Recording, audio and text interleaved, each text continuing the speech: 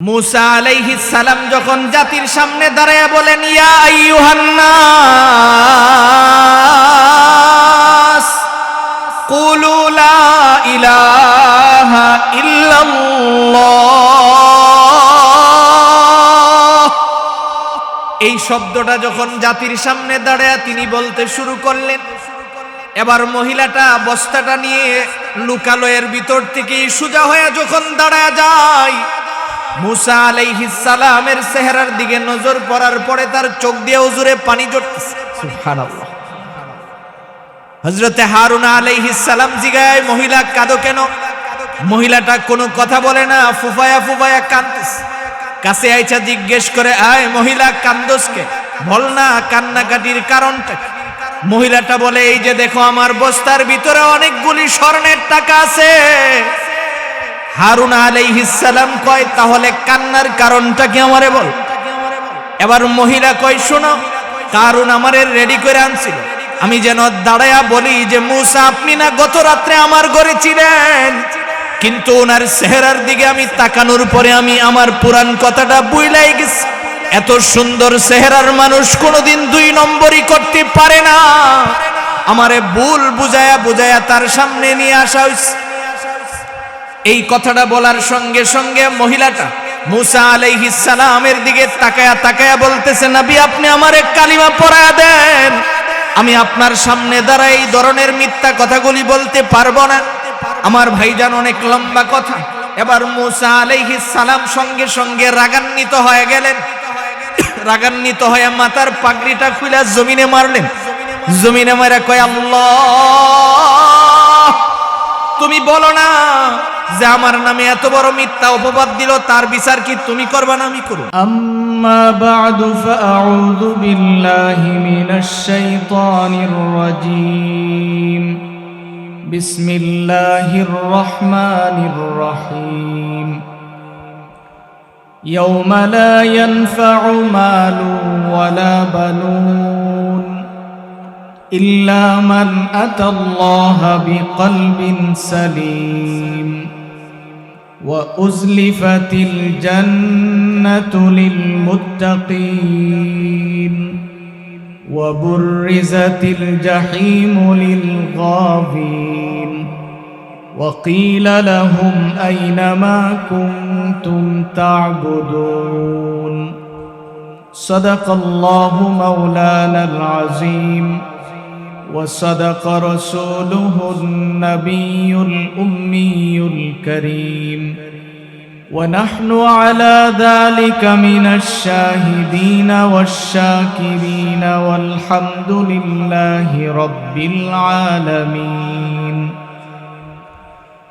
اللهم صل على محمد وعلى آل محمد كما صليت على إبراهيم وعلى آل إبراهيم إنك حميد مجيد. اللهم بارك على محمد وعلى آل محمد كما باركت على إبراهيم وعلى آل إبراهيم إنك حميد مجيد. لا إله إلا الله الحليم الكريم. سبحان الله وبحمده سبحان الله العظيم. سبحانك لا علم لنا إلا ما علمتنا إنك أنت العليم الحكيم. জটাগ্রাম পূর্বপাড়া প্রবাসী ঐক্য যুব সংঘ কর্তৃক আয়োজিত আজকের এই সপ্তম বার্ষিক ইসলামী মহাসম্মিলনের শ্রদ্ধাভাজন সভাপতি আলহাজ হুসেইন আহমদ খান সাহেব হাফিজাহুল্লাহ, উপস্থিত দেশ ও জাতির কর্ণধার হযরত উলামায়ে কেরাম, অত্র এলাকার বিভিন্ন অঞ্চল থেকে আগত ইসলাম প্রিয় মুসলিম ভাইরা, পর্দার অন্তরালে অবস্থানরত অত্যন্ত নম্রভদ্র ফরদানিশীল মা ও বোন, মহান রব্বে করিমের নিকট শুকর আদায় করছি, যিনি অত্যন্ত দয়া করে মেহেরবানি করে আমাদের হায়াতটাকে দীর্ঘায়িত করে। সুস্থ শরীর এই দুর্যোগপূর্ণ আবহাওয়ার ভিতরেও আল্লাহ রব্বুল আলামিন আমাদেরকে এই জান্নাতি বাগানে বসে কোরআন ও হাদিসের কিছু কথা শোনার তৌফিক দিয়েছেন। এই জন্য আমরা সকলেই পড়ছি আলহামদুলিল্লাহ। মোহতারাম ভাই, আপনারা এতক্ষণ পর্যন্ত গুরুত্বপূর্ণ আলোচনা শুনতেছিলেন খতিবে বাঙ্গাল আল্লামা জুনায়েদ আল হাবিব হাফিজাহুল্লাহ, ওনার জবান থেকে আমরা গুরুত্বপূর্ণ আলোচনা শুনেছি। আমার পরেও আপনারা যুগ শ্রেষ্ঠ বুজুর্গ ওলামায়ে কেরামের জবান থেকে গুরুত্বপূর্ণ আলোচনা শুনবেন ইনশাআল্লাহ। আমি মধ্যে বসেছি, কিছু সময় আপনাদের সামনে কয়েকটা কথা বলবো। আমি আপনাদের সামনে পবিত্র কোরআনে কারিমা থেকে সূরা শুরার 88 নম্বর আয়াত থেকে শুরু করে ধারাবাহিক কয়েকটা আয়াত তিলাওয়াত করেছি। আল্লাহ রব্বুল ইজ্জত ওয়াল জালাল যেন তিলাওয়াতকৃত আয়াত এবং হাদিসের আলোকে আমাকে ইখলাসের সহিত কিছু কথা বলার এবং আপনাদের সকলকে আমল করার নিয়তে শোনার তৌফিক দান করুন। সকলে বলি আমিন। মোহতারাম ভাই, আমি যে আয়াতগুলি তিলাওয়াত করেছি একেবারে সাদামাটা কয়েকটা কথা। আল্লাহ রব্বুল আলামিন আমার তিলাওয়াতকৃত আয়াতের মধ্যে বলেন, হাবিব আপনি দুনিয়ার মানুষদেরকে বলেন যে ওই দিন, তো ওই দিন সম্পর্কে তাফসীরের কিতাবে স্পষ্ট বর্ণনা হলো হাসরের দিন। বলেন কোন দিন? হাসরের দিন। আল্লাহ কয় ইয়াউমা লা ইয়ানফাউ মালুন ওয়ালা বানুন, যে ওই দিন মানুষের সম্পদ এবং সন্তান কোনোটাই কাজে আসবে না। আল্লাহ রাব্বুল আলামিন দুইটা জিনিসের কথা কেন উল্লেখ করলেন? যে সম্পদ এবং সন্তান, এই দুইটা কথা স্পষ্ট কেন বললেন? আমরা আয়াতের তাফসিরে গেলে এই কথাগুলি বুঝতে পারবো। আগে আমাদের বুঝার বিষয় হলো যে আল্লাহ রাব্বুল আলামিন বলেন যে এই দুইটা জিনিস তার কাজে আসবে না। কেবল ওই দিন কাজে আসবে একটা জিনিস, আল্লাহ কই ইল্লা মান আতাল্লাহ বিকলবিন সালিম, যে ওই দিন মানুষের কাজে আসবে যাদের অন্তরটা থাকবে পরিষ্কার, পরিচ্ছন্ন একটা হৃদয় থাকবে। আল্লাহ রাব্বুল আলামিন কেন হৃদয়ের কথা উল্লেখ করলেন? কেন বললেন না যে যার হাত পরিষ্কার থাকবে? কেন বললেন না যার জবান পরিষ্কার থাকবে?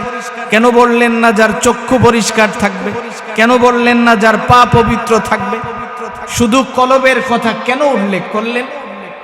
ইমাম গাজালি রহমতুল্লাহি আলাই তিনি লিখেন, মানুষের কলবের ভিতরে 7টা এমন জিনিস আছে, এই 7টা জিনিস যাদের কলবের ভিতরে ঢুইকা যায় এই লোকটা নিশ্চিত জাহান্নামী হয়ে যায়। নাউজুবিল্লাহ। এই 7টা জিনিসের ভিতরে একটা জিনিসের নাম হলো অহংকার। বলেন একটা জিনিসের নাম কি? শুধু আজকে আমি আয়াতের তাফসীরগুলি পুরাটা তো বোঝানো সম্ভব না, শুধু এইটুকুন বোঝানো যে 7 জিনিসের একটা জিনিস, এটা যদি কোনো মানুষের কলবে থাকে এই লোক কখনো জান্নাতে প্রবেশ করতে পারবে না। তাহলে এটা কেমন কঠিন রূপ! এই জন্য আল্লাহ রাব্বুল আলামিন বলেন, শোনো, যাদের কলব সুন্দর তাদের মূল্য আমার কাছে তত বেশি। সুবহানাল্লাহ। কথাটা আরো সহজে বুঝেন, অহংকারের দ্বারা মানুষের কি পরিমাণের ক্ষতি হয়।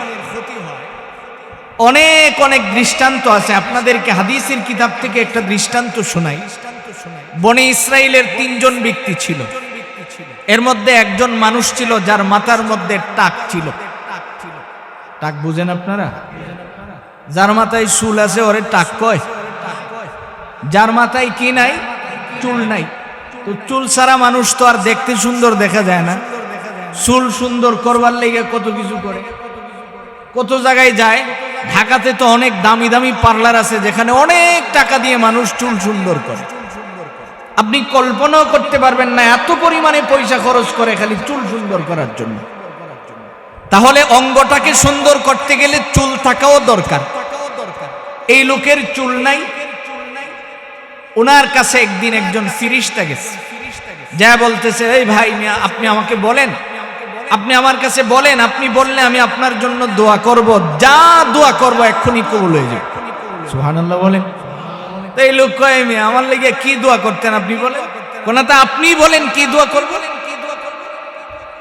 কয় কোনো দোয়া করন লাগতো না, আমনে খালি উদ্দুর দোয়া করেন আল্লাহ যেন আমার এই টাকটার উপরে কয়েকটা চুল দেয়, কারণ আমি মানুষের সামনে যেতে পারি না, দেখতে আমার সুন্দর দেখায় না, আমার একটু সুদর্শন যেন আমি হতে পারি। এবার ফিরিস্তা তার মাথায় হাত দিতে দিতে তার মাথার মধ্যে চুলও গজাইল, সারা শরীরে পশম আসলো। এবার ফিরিস্তা কয় এখন আর কিছু চাওয়ার আছে? আপনি যেহেতু আমারে দয়া করে চুলগুলি উড়াইয়াই দিছেন, এবার আপনার কাছে আমার একটু চাওয়া, বেশি না, অল্প একটু চাওয়া হলো আপনি আমার এমন একটা কিছু দেন আমি যেন এটা একটু শ্বাসবাস করে খাইতাম পারি। ফিরিস্তা তাকে একটা ছাগল দিলেন, ছাগল, আর দোয়া করে দিলেন। কিছুদিনের ভিতরে তার এত পরিমাণে সম্পদ হয়ে গেল, ফিরিস্তা এখান থেকে চলে গেলেন। আরেকটু সামনে যাওয়ার পরে দেখে একজন মানুষ কুষ্ঠরোগী, ওরে যে জিজ্ঞেস করলো আপনার কোনো হাজত আছে থাকলে আমাকে বলেন। এবার সে বলতেছে আমারে যে অবস্থায় দেখতেছেন আপনি একটু বলেন না, আমি যেন এই অবস্থাটার থেকে ফেরত আসতে পারি, আমি একটু সুস্থতা চাই, কারণ আমি এই রোগ নিয়ে মানুষের সামনে যেতে পারি না, মানুষ আমাকে তিরস্কার করে। এই কথা বলার সঙ্গে সঙ্গে ফিরিস্তা তার শরীরে হাত রাখছে, সে একদম নওজোয়ানের মতো সুস্থ হয়ে গেছেন। সুবহানাল্লাহ। এবার জিজ্ঞেস করে তোমার কিছু চাওয়া? বেশি কিছু না, আপনি আমার একটা উটনি দিলেই চলবে, আমি এটা দুধ দহন করে চলবো। তো দোয়া করে দিলেন, অনেক লম্বা কথা, তার অনেক উট হয়ে গেল। কিছু দূর যাওয়ার পরে দেখে আরেকজন বসে বসে আল্লাহর হস্তে দেন করতেছে। তো জিগাই তোমার কি সমস্যা? এই দুনিয়ায় আমি আসি ঠিক, কিন্তু দুনিয়া কেমন আমি দেখতে পাই না। ফিরিস্তা বলে তো কি করব? আমার একটু দেখার সুযোগ যদি করতেন, আমি আমনেরই তো দেখতাম, আমনে যে আমার সামনে আছেন। এবার ফিরিস্তা তার চক্ষু দুইটায় আঙ্গুল লাগাইয়া দিলেন, তার চোখগুলি সুস্থ করে দিলেন। আল্লাহ সুবহানাল্লাহ। এবার সে বলতেছে আমারে একটু দুম্বা যদি দেন আমি চলতে পারি। তিনজনকে রব্বুল আলামিন তিনটা জিনিস দিলেন, ফিরিস্তার দোয়ার মাধ্যমে অনেক সম্পদওয়ালা হয়ে গেলেন। কিছুদিন পরে ফিরিস্তা আবার আসলেন মানুষের বেশে। আয়েশা এবার টাকওয়ালার সামনে দাঁড়ায় কো ভাই আমি একজন মুসাফির, আমি অনেক দূর থেকে আসছি, আমার চলার কোনো বাহন নাই, পেটে খাবার নাই, একটু যদি আপনার এখানে এতগুলি বকরি আছে, ওখান থেকে আপনি যদি আমাকে একটা বকরির একটু দুধ দহন করার সুযোগ দিতেন, আপনি যদি আমার এখান থেকে আপনি আমাকে একটা উট আমাকে দিয়ে দিতেন একটা বকরি, আমি এটা বাজারে বিক্রি করে আমি বাড়ি পর্যন্ত যেতে পারতাম। এবার সে জিজ্ঞেস করে তুমি আমার কাছে যে আসতো এটা কি তোমার বাপদাদার সম্পত্তি? তিনি বলতেছেন ভাই আপনি না এক সময় গরিব ছিলেন, এছাড়া চলে গেছে। এই মিয়া বলো কি, আমার 14 গোষ্ঠীর থেকেই তো আমি সম্পদওয়ালা। যেটা গ্রামের ভাইরা যারা সম্পদের কারণে হৃদয়ে অহংকার লালন করেন, আপনি একটু ভালো করে বুঝেন, নিজেরে জিগায়েন, আপনার সে বহুত সম্পদশালী মাটির নিচে ঢাইবা গেছে।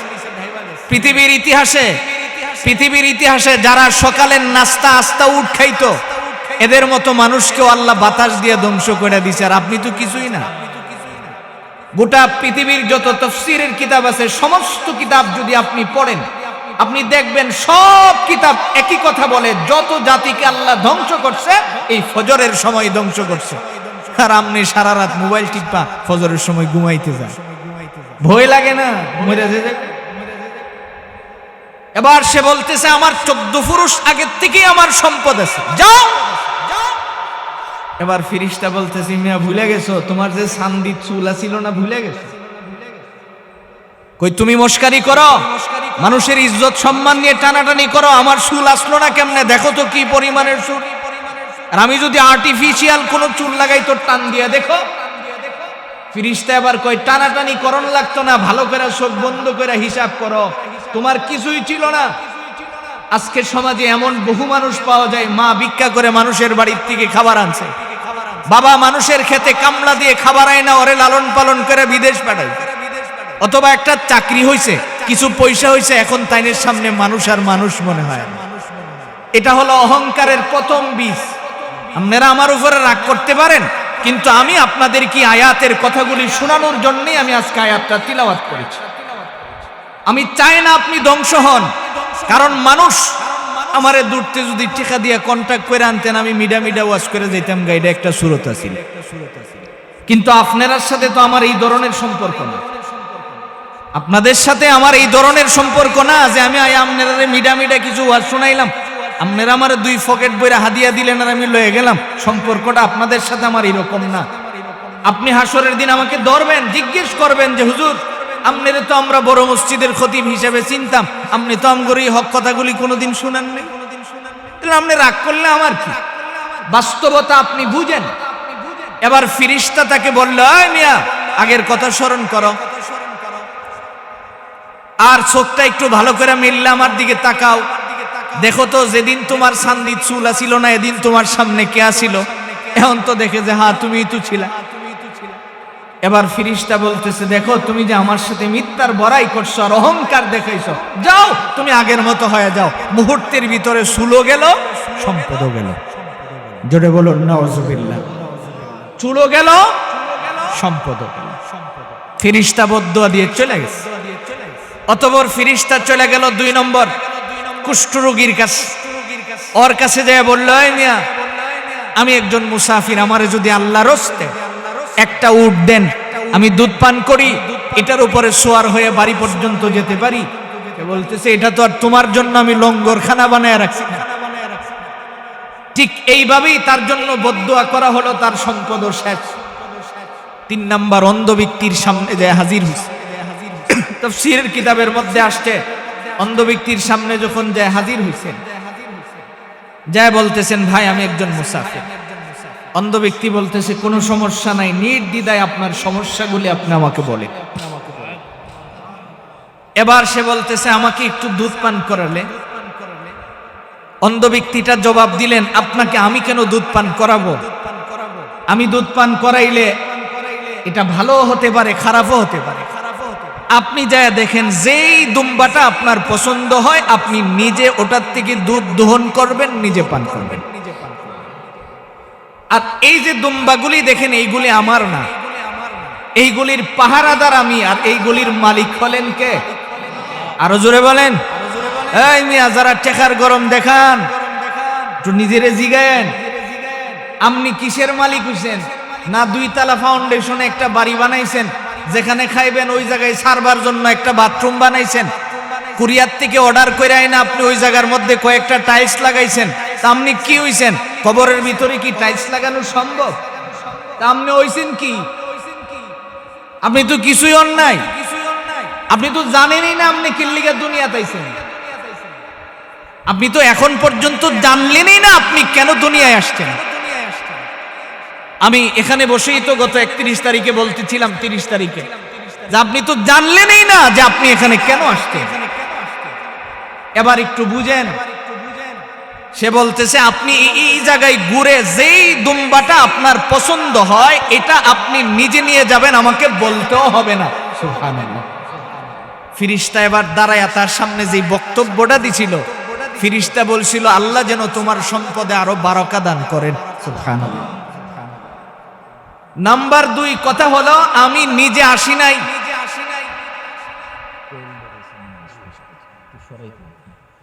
আমি নিজে আসি নাই, আমি আসছি শুধু তোমার কলবটা দেখার জন্য। সুবহানাল্লাহ। ইয়াউমা লা ইয়ানফাউ মালুন ওয়ালা বানুন ইল্লা মান আতাল্লাহ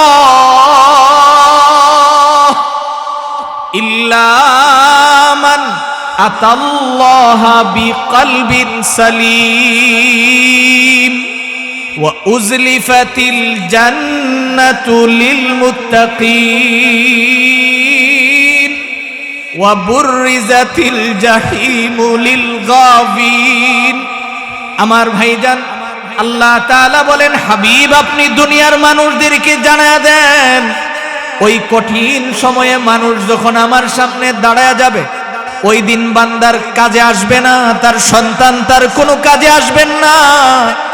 দুনিয়ায় রেখে যাওয়া যার যত সম্পদগুলি আছে ওই সম্পদগুলিও কোনো কাজে আসবে না। আজরাইলের চেহারা দেখার পরে বান্দা যদি বলে, এই আজরাইল শুনে লও, যেটা গ্রামের ভিতরে আমার 2 তলার বিল্ডিং আছে এটা আমি মাদ্রাসায় দিয়ে দিলাম, যেটা গ্রামে আমার অনেকগুলি সহায় সম্পদ আছে, আমি সবগুলি আল্লাহর রাস্তায় সদকা কইরা দিলাম। ওই সময় এইগুলি বলার পরেও আজরাইল কোনো কথা শুনবে?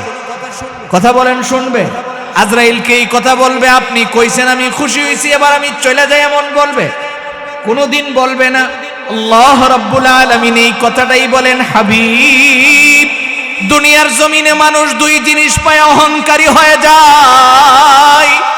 এক নাম্বার, মানুষ যখন সন্তান পায় অহংকারী হয়ে যায়। তার সন্তান যদি দেখতে সুন্দর হয়, তার সন্তান যদি শিক্ষিত হয়, মানুষ অহংকারী হয়ে যায়। দুই নাম্বারে, মানুষের যদি অনেক পয়সা হয়, মানুষ অহংকারী হয়ে যায়। অনেক সম্পদ যদি তার কুক্ষিগত হয়ে যায়, তখন সমাজের দামি মানুষকে দামি মানুষ মনে হয় না।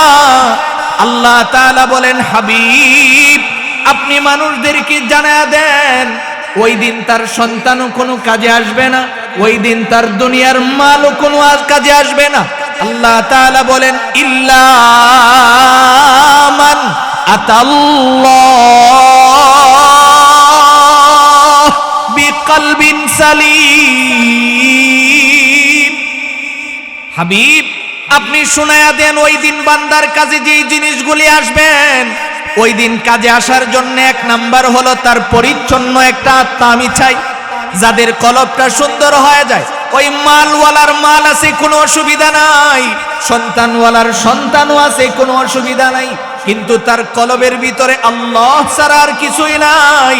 ওই মানুষের কলবটা যদি সুন্দর হয়ে যায়, আল্লাহর নবী বলেন, এই উম্মতেরা ভালো করে শুনে লও, ওই যে হাফসা থেকে আমার কাছে বেলাল আসছিল, বেলালের চেহারাটাও তেমন সুন্দর ছিল না, বেলালের কণ্ঠের সুরটা বড় মধুর ছিল।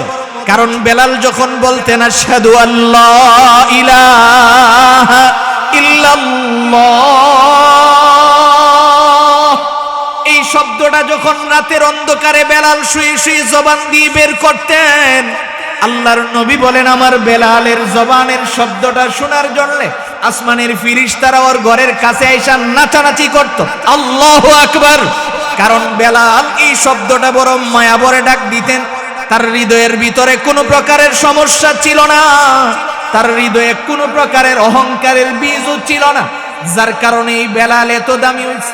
আল্লাহর নবী বলেন, শোনো, বেলালের আজান যখন বন্ধ হয়ে যায়, আকাশ থেকে জিবরাইল এসে কয়, হাবিব, আপনার মসজিদে কেন আজান হয় না?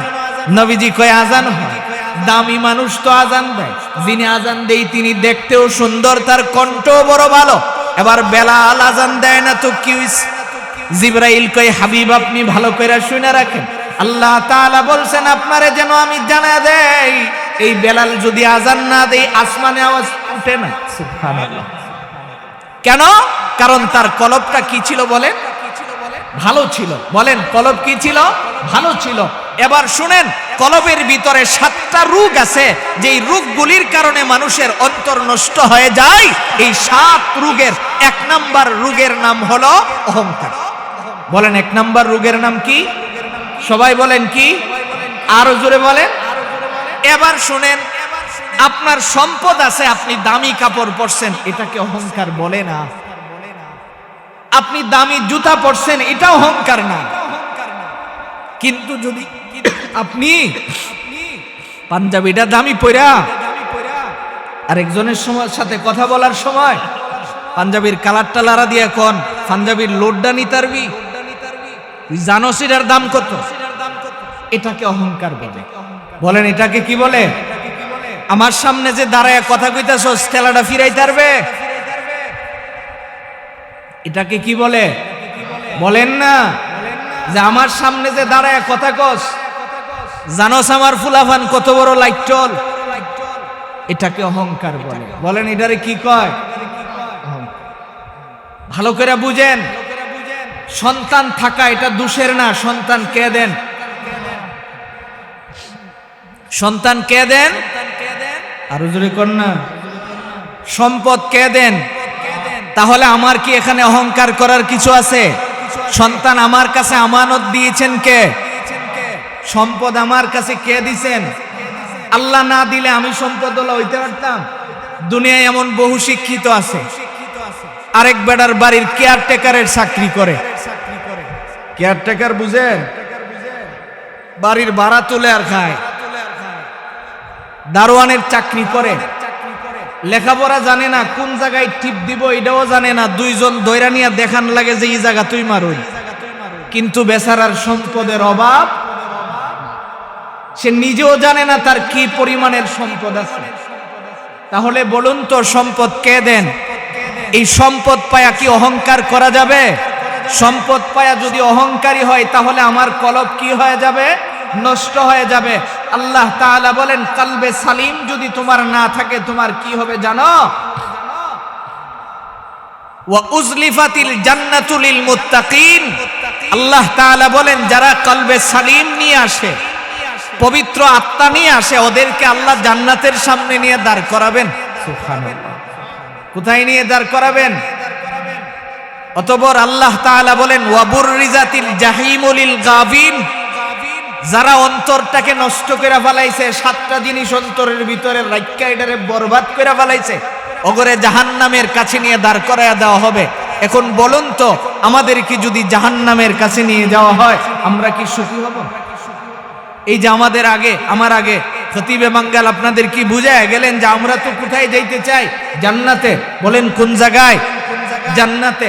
তাহলে জান্নাতে যদি যেতে হয় আজকে একটা কথাই আমরা বুঝতে চেষ্টা করব, যত কিছুই হোক, সম্পদ যদি আমার অভাব থাকে, আমার সন্তানও যদি লাইট্টলা হয়, যা কিছু হোক, এইগুলিতে আমার অহংকার করার কোনো সুযোগ, আরো জোরে বলেন কোনো সুযোগ?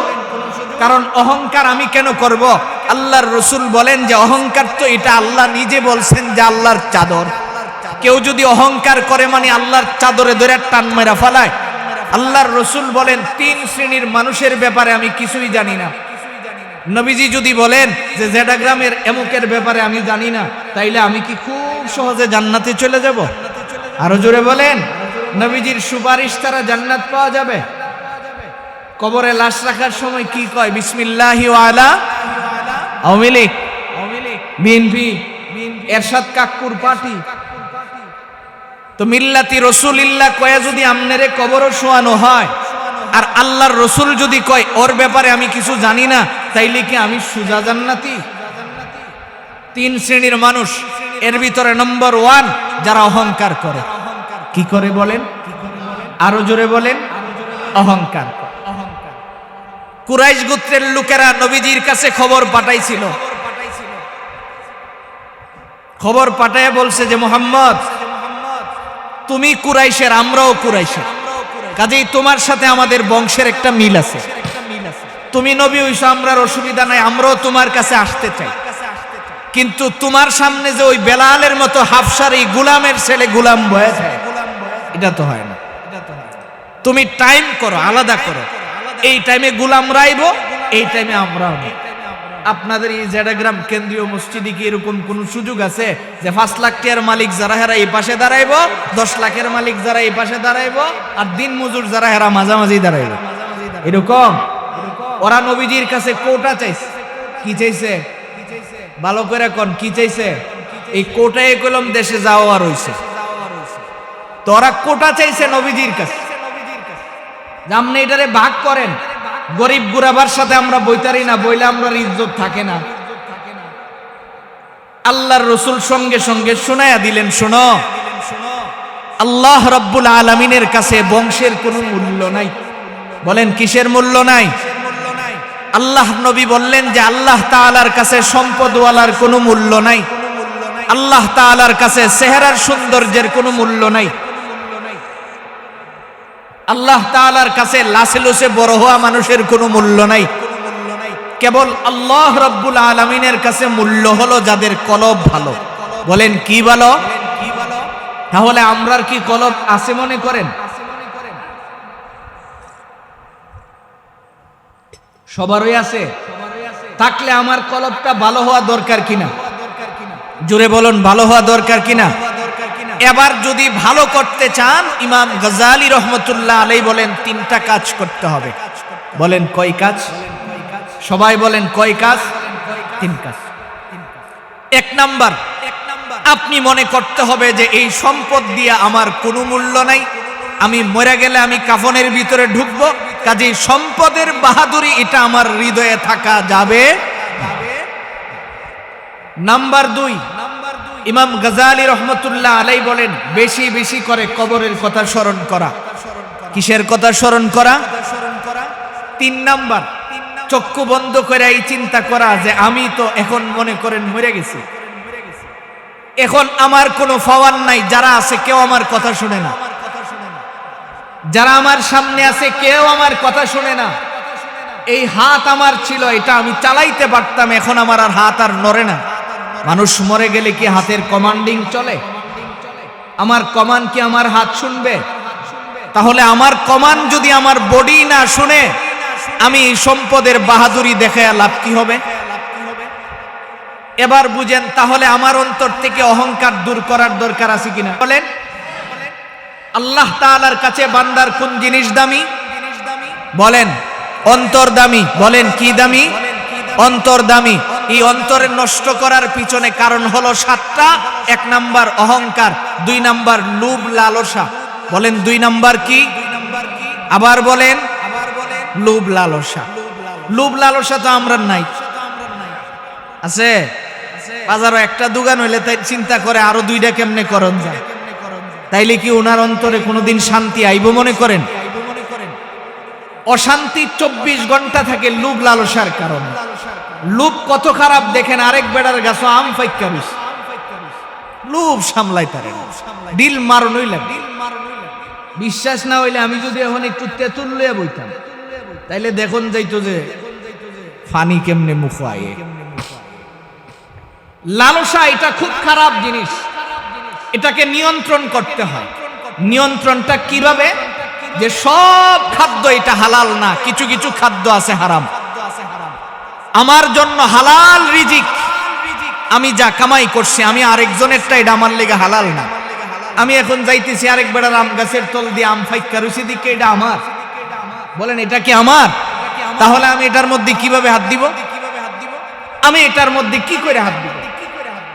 এই জন্য আল্লাহর রাসূল বলেন, শোনো, তুমি তোমার লোভটাকে থামানোর জন্য এই কথা চিন্তা করবা যে পৃথিবীর জমিনে আমার কোনো মূল্য নাই, আমি মরে গেলে এই লোভের কারণে আমাকে জাহান্নামে যেতে হবে।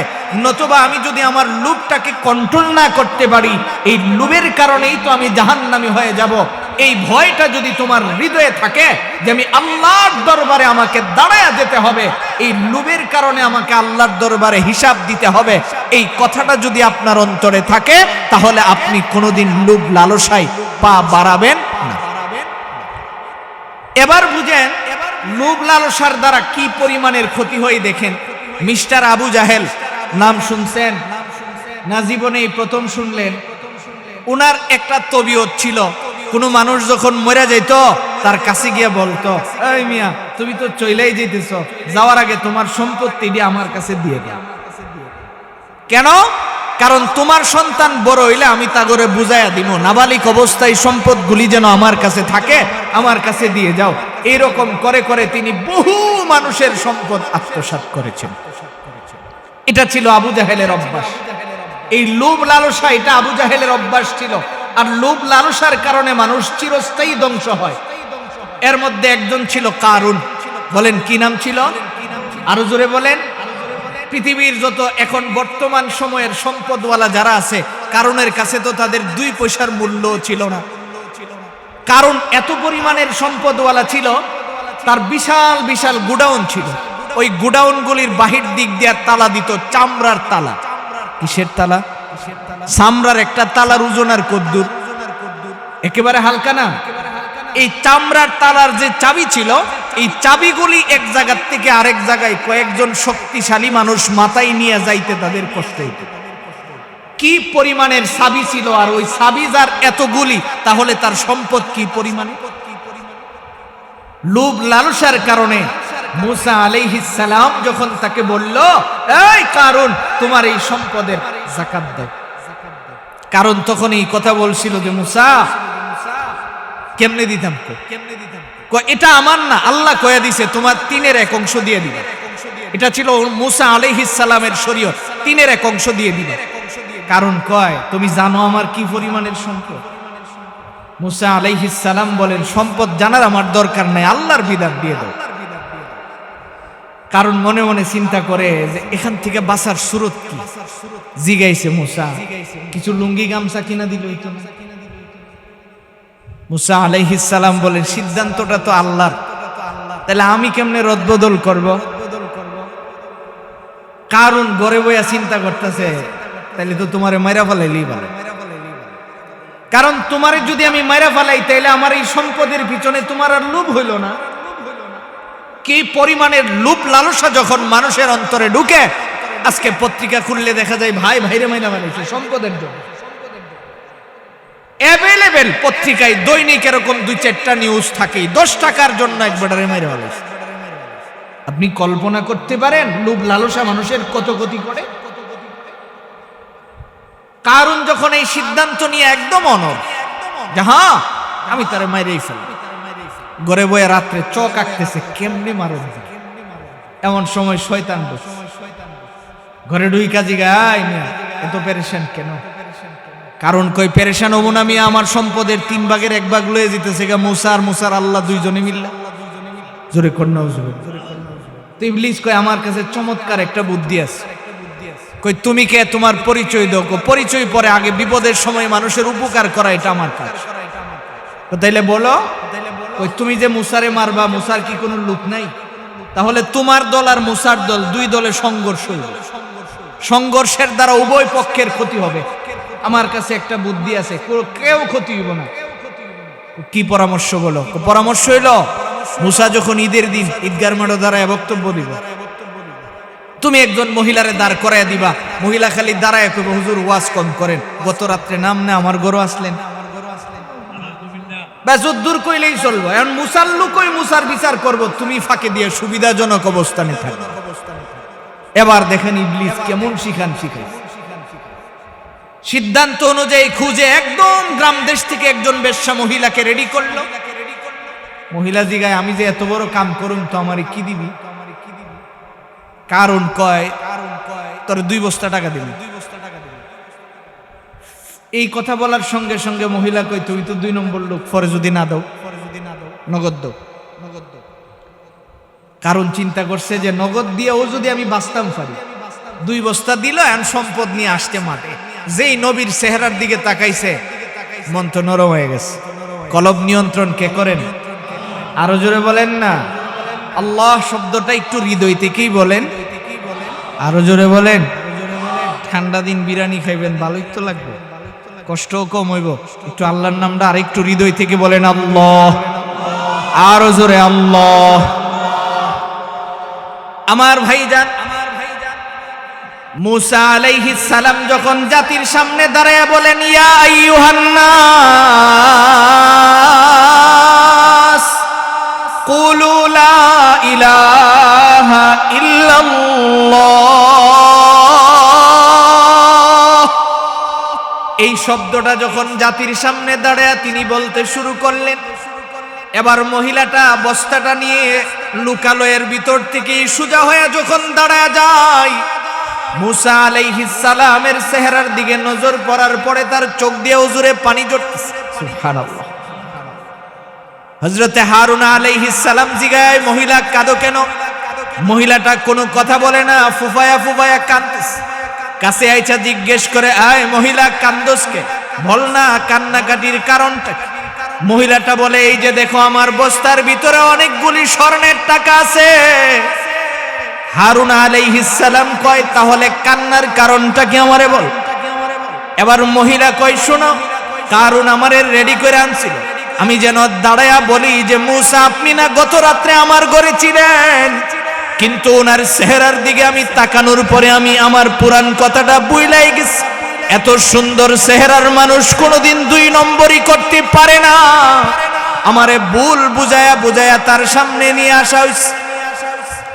এই কথাটা বলার সঙ্গে সঙ্গে মহিলাটা মুসা আলাইহিস সালামের দিকে তাকায়া বলতেছে, নবী আপনি আমারে কালিমা পড়ায়া দেন, আমি আপনার সামনে দাঁড়ায় এই ধরনের মিথ্যা কথাগুলি বলতে পারবো না।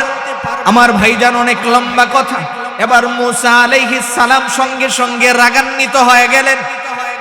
রাগান্বিত হয়ে মাথার পাগড়িটা খুলে জমিনে মারলেন।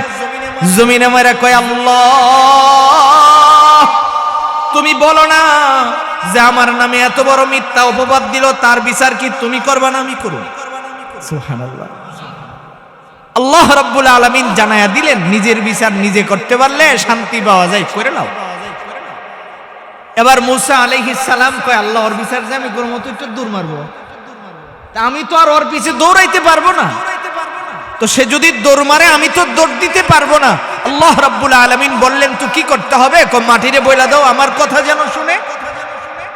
সঙ্গে সঙ্গে মাটিরে বলছে ধর, মাটি ধইরা বালাইছে। আমার ভাই, আমি যেই কথাটা বুঝাইতে চেষ্টা করলাম, একমাত্র লোভ লালসার কারণে সম্পদ মানুষের থাকতেই পারে, কিন্তু এর উপরে কি করা যাবে না? লোভ করা যাবে না। বলেন কি করা যাবে না? সম্পত্তি হওয়া এটা অন্যায় না, সম্পদ জমা করা এটাও অন্যায় না। আল্লাহ আপনাকে দিছে, আপনি জমা করেন, আল্লাহর রাস্তায় সময়ে সময়ে খরচ করেন, কিন্তু আপনি যদি এটাকে হৃদয়ে ঢুকায়া ফেলেন, এমনকি নিজে চিকিৎসাও করে না। এমন বহু মানুষ আছে তার সম্পদের অভাব নাই, কিন্তু চিকিৎসা করে না, সম্পদ শেষ হয়ে যাবে। ভালো বাজারে কিছু কিনে খায় না, বাজারে যায় বড় মাছ দেখলে মুস্কি দিয়ে চলে আয়, কিনে না। এখন তার দরকার, কিন্তু তার বাড়িতে মেহমান আছে, তার সন্তান আদি আছে, তার পয়সাও আছে, তারপরেও সে ভালো জিনিস কিনে না। আল্লাহর রাসূল কয় সে কি জানো? সে হলো কৃপণ। বলেন সে কি? বলেন না কি? 7টা বদ অভ্যাসের ভিতরে 3 নাম্বার কৃপণতা। বলেন কি? আরো জোরে বলেন। কৃপণতা। এটাও হৃদয়ে লালন করা যাবে না, কারণ কৃপণ কখনো জান্নাতে যাবে না। কৃপণ আল্লাহর রহমত থেকে মাহরুম হয়ে যায় অনেক সময় কৃপণতার কারণে। এই জন্য কৃপণতা করা যাবে না, সাধ্য অনুযায়ী খরচ করতে হবে। আল্লাহ সম্পদ দিছে, এটা খরচ করব। তাহলে আমার অন্তর নষ্ট হওয়ার 3টা কারণ বুঝলাম। 3 নম্বরে অন্তরের ভিতরে কৃপণতা কি করা যাবে না? রাখা যাবে। যে যত কিপটামি করে সম্পদ রাখা যায়, বিষয়টা এরকম। তাহলে আমাদের অন্তরে কৃপণতা রাখা যাবে না, এটা হচ্ছে 3 নাম্বার। 4 নাম্বার, অন্তরে থাকে গুসা, রাগ। কি থাকে? বংশ পরম্পরায় রাগের ওসিয়ত করা হয়, এই তোর চাচার সাথে কিন্তু কোনোদিন মিলবি না, দেখলে আরেক রাস্তা দিয়ে চলে যাবি। আমরা এরকম বংশ পরম্পরায়, যে আমার বাবাও তার সাথে শত্রুতামি ছিল।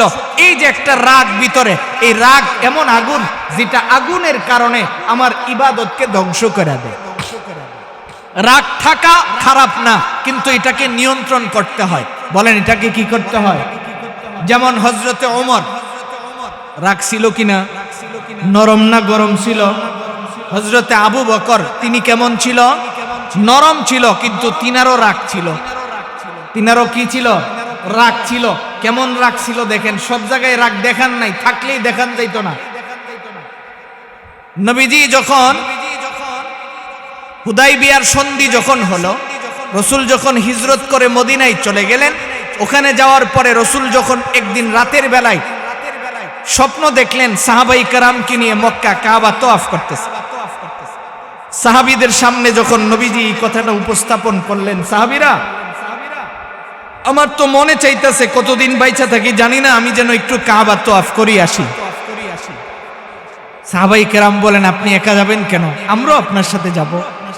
এরকম করে করে বিশাল এক জামাত রেডি হয়ে গেছে। এমন সময় সাহাবাই কেরাম নবীজিকে পরামর্শ দিলেন যে আমরা যদি সবাই একসাথে কাবাতে যায় ঢুকি, তাহলে এটা তো অতর্কিত হামলার মতো হয়ে যাবে। ইসলাম তো এটাকে সমর্থন করে না। আমরা আমাদের পক্ষ থেকে একজন প্রতিনিধি পাঠাই, যিনি যায়া আবু জাহেলকে বলবে, উতবা সাইবাকে বলবে যে মুহাম্মদুর রাসূলুল্লাহ সাল্লাল্লাহু আলাইহি ওয়াসাল্লাম ওনার সাহাবীদেরকে নিয়ে আসতেছেন, তোমাদের কোনো ক্ষতি করবেন না, উনি কাবা তওয়াফ করে চলে যাবেন।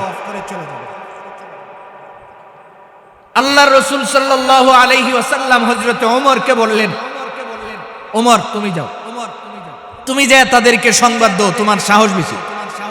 হযরত ওমর বলতেছেন, হুজুর আপনার নির্দেশ হলে আমি যাব, আমার কোনো অসুবিধা নেই, কিন্তু যদি পরামর্শ হয়, আমারও ছোট্ট একটা পরামর্শ ছিল। নবীজি বলেন কি পরামর্শ বলো? ওমরে ফারুক বলতেছে, হুজুর জানেন আমার মেজাজ করে, আমার সামনে যদি কেউ উল্টা পাল্টা করে, আমি যদি তার ঘুষি টুসি মারি তারে, তাইলে তো আর আপনার যাওয়া হইল না, ঝগড়া লেগে গেল। এর চেয়ে আমার পরামর্শ হলো আপনি হযরতে ওসমানকে পাঠান। কারণ ওসমান নরম মানুষ, আপনি তারে পাঠান। সিদ্ধান্ত অনুযায়ী নবীজি বলেন, হ্যাঁ তোমার পরামর্শটা আমার কাছে ভালো লাগছে, কারণ এই সময় একজন নরম মানুষের দরকার। হযরতে ওসমান যখন গেলেন, আবু জাহেলের সামনে যেয়ে বলতেছে কাবা তওয়াফ করার জন্য নবীজি আসবেন, সাথে সাহাবায়ে কেরাম আসবেন। আবু জাহেল কয় অসুবিধা নাই, একজন নাই লই চলবে। হযরত ওসমান ইবনে আফফান বলেন আমি মনে মনে চিন্তা করতেছিলাম হয়তো তারা ওমরকে আসতে নিষেধ করবে, যেহেতু ওমর গরম। হঠাৎ করে বলে ফেলাইছে সবাই আসতে পারবে কিন্তু মুহাম্মদ আসতে পারবে না। জোরে কন্যা হুজুবিল্লাহ। ওই সময়ের চিত্রটা দেখেন, ওসমান ইবনে আফফানের সামনে একটা টেবিল ছিল, এক বর্ণনায় আরেক বর্ণনায় একটা পাথর ছিল।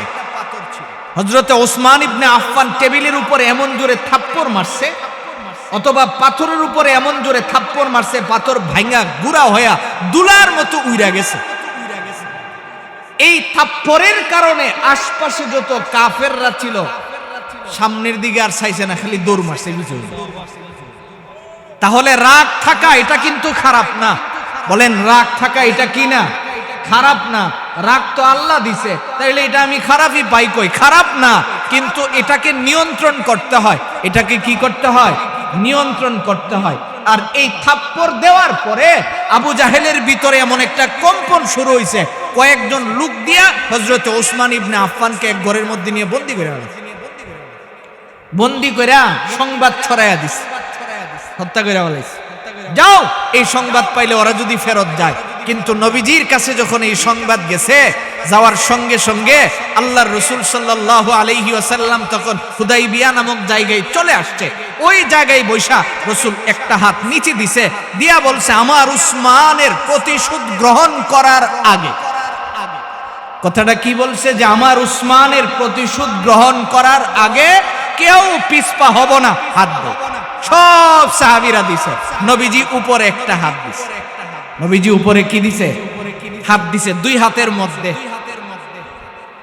পরার পরে নবীজি বললেন যে আমরা এখান থেকে বায়াত গ্রহণ করলাম, এটা আমার হাত, উপরেরটা আল্লাহর হাত। বায়াত গ্রহণ করলাম, যতক্ষণ উসমান হত্যার প্রতিশোধ গ্রহণ না করব ততক্ষণ আমরা কি করব না, পিছপা। এই সন্ধির পরে সবাই বারাক্রান্ত হৃদয় নিয়ে আসে। সাইয়েদনা আবু বকর মুস্কি মুস্কি হাসে। সুবহানাল্লাহ, জোরে বলেন না সুবহানাল্লাহ। আবু বকর এই জন্য হাসতেছে। আবু বকর বলে যে রাসূল আমি শিওর ওসমান ইবনে আফফানের ইন্তেকাল হয় নাই, তিনি জীবিত আছেন, আমি এই জন্য হাসছি। এই কথা বলার সঙ্গে সঙ্গে রাসূল জিগায় তো তুমি এই কথা কেমনে বলছো? কয় হুজুর এক বর্ণনায় এরকম যে এই যে হাতটা, উপরের হাতটা দিয়ে নবীজি বলছেন যে এটা হলো উসমানের হাত, উসমানের পক্ষ থেকে আমি বায়াত গ্রহণ করলাম। আর এই কথাটা শুই না সাইয়েদনা আবু বকর যখন মুস্কি হাসি মারছে, রাসূল জিগায় তুমি হাসো কেন? কয় আমি এই জন্য হাসি, মরা মানুষের পক্ষ থেকে বায়াত হয় না। আপনি যে উসমানের হাত কইছেন আমি বুঝছি যে জিবরাইল আপনারে শোনায়া গেছে আপনার উসমান এখনো জীবিত আছে। এই ছিল আবু বকর। কিন্তু এখন শুনেন, উসমান ইবনে আফফানের রাগ ছিল, কিন্তু রাগটার সময়ে দেখাইছে না। আমনে দি ফারাম গেট বাজারে গিয়ে দেখেন মাছওয়ালার লগে সিটতে যাবে, রিকশাওয়ালা ঈদ উপলক্ষে কইছে চাচা 15 টাকা ভাড়া রাখা দেই, ঈদ যেহেতু হয়েছে সিটতে গেছে। আর সিটটাও অবস্থা কি লুঙ্গি উফরে উঠে হইল। এটা 5 টাকা ভাড়ার জন্য সে থাকলেই দেখাইলে অন লাগবে। আপনি যদি মশা মারতে কামান ব্যবহার করেন, যে সময় কামানের দরকার হইব আপনি কি ব্যবহার করবেন? এই জন্য আমার ভাই, রাগ থাকা এটা খারাপ না, কিন্তু রাগ সব জায়গায় কি করা যাবে না, বলেন না। আর রাগ দেখানোর সহজ জায়গা হইল গরগিয়া। সারা দুনিয়ার জিডে গরগিয়া রাগটা একটু বেশি দেখায়, তাই না? তো সহজ, ভালো করে বুঝালন। ওই জায়গায় গিয়ে আপনি রাগ দেখাইলো, এটা আপনি না দেখাইলো তো আপনি, তাহলে আপনি এত বাহাদুর হইলে আপনার সে একজন শক্তিশালী যে আছে হের কাছে গিয়ে এনে দেখাইবেন। কথাটা আপনি বুঝেন নাই? আপনি রাগ দেখান আর ঘুষি দেন আর যাই করেন, সে তো আপনার গড়েই আছে। আপনি যদি এরকম শক্তিশালী হন, আপনার সে আরেকজন শক্তিশালীর কাছে গিয়ে এনে দেখাইবেন। যেমন আরবের শক্তিশালী একজন কুস্তিগির ছিল যার নাম রুকানা, যারে দেখতো হের সাথে উজ্জে হয়ে যাইতো কুস্তি লাগবার লেগে, কারণ তার ধারণা ছিল আরবে আমার সে শক্তিশালী কি নাই আর কেউ।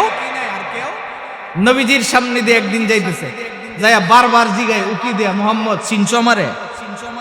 নবীজি কিছু কয় না, আবার জিগায় আমারে চিনছো? রসুল কয় তোমারে আমার চিনার কি দরকার, আমারে চিনো না? তোমারে আমি কি চিনতাম? তুমি এরকম কুস্তিগিরের নাম শুনো? নবীজি বলেন শুনছি। এবার রসুল কই তাহলে আমার লোকে লাগবা, আইসো যে লাগবা তুমি? তো রুকানা কহা কোন দিন কও? নবীজি আগামী সোমবার। বাস বাড়িত গিয়া তেল তেল মাইকা সোমবার আইছে।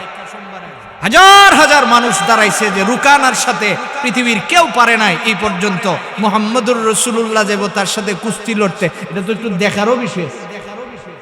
তাফসীরের কিতাবে আসছে ওই জায়গায় গিয়া রসুল কিছু করে নাই, খালি এরকম এনো হাত দিছে, দিয়া এমনি দা আলগি দিয়া নিচে মারছে, মরণ পর্যন্ত আর তেন বিছনাতে উঠতে পারছে না। বুঝলেন? তাহলে এবার শুনেন, শক্তি থাকলেই রাগ থাকলে এটা কি করা যায় না, সব জায়গায় প্রয়োগ করতে নাই। ফাল্লা আমনের সে শক্তিশালী কাহারো কাছে গিয়া দেখান, গরু গিয়া দেখাবেন? দুর্বল জায়গায় যদি কেউ রাগ দেখায় এটা কাপুরুষের পরিচয়। দুর্বল জায়গায় গিয়া রাগ দেখানো নাই। শক্তিশালী কাহারুর সাথে যদি দেখান প্রয়োজন সাপেক্ষে, ইসলামের যদি কোনো প্রয়োজন হয় তখন আপনি রাগ প্রয়োগ করবেন। আবার যদি কখনো কখনো রাগ না দেখান তাহলে ইসলামের ক্ষতি হয়ে যায়। কখনো কখনো রাগ না করলে নিজের অনেক ক্ষতি হয়, এই জন্য রাগের জায়গায় রাগ করুন। যদি রাগ না করেন বাচ্চাদেরকে শাসন করতে পারবেন না, ওগুলো লেখাপড়া আপনি করাইতে পারবেন না। শাসনের জায়গায় রাগ দেখানো যায়, এই জন্য রাগ হৃদয়ে যাদের আছে এটাকে কন্ট্রোল করা যদি না করেন তাহলে আপনার কলব কি হয়ে যাবে? নষ্ট হয়ে যাবে। বলেন কলব কি হয়ে যাবে? নষ্ট হয়ে যাবে। এই নষ্টটার কারণে কি হইব? আপনি জাহান্নামের পাশে গিয়ে দাঁড়াতে হবে, আপনি জান্নাত পাবেন না, কলবে সালিম আপনি বানাতে পারবেন না।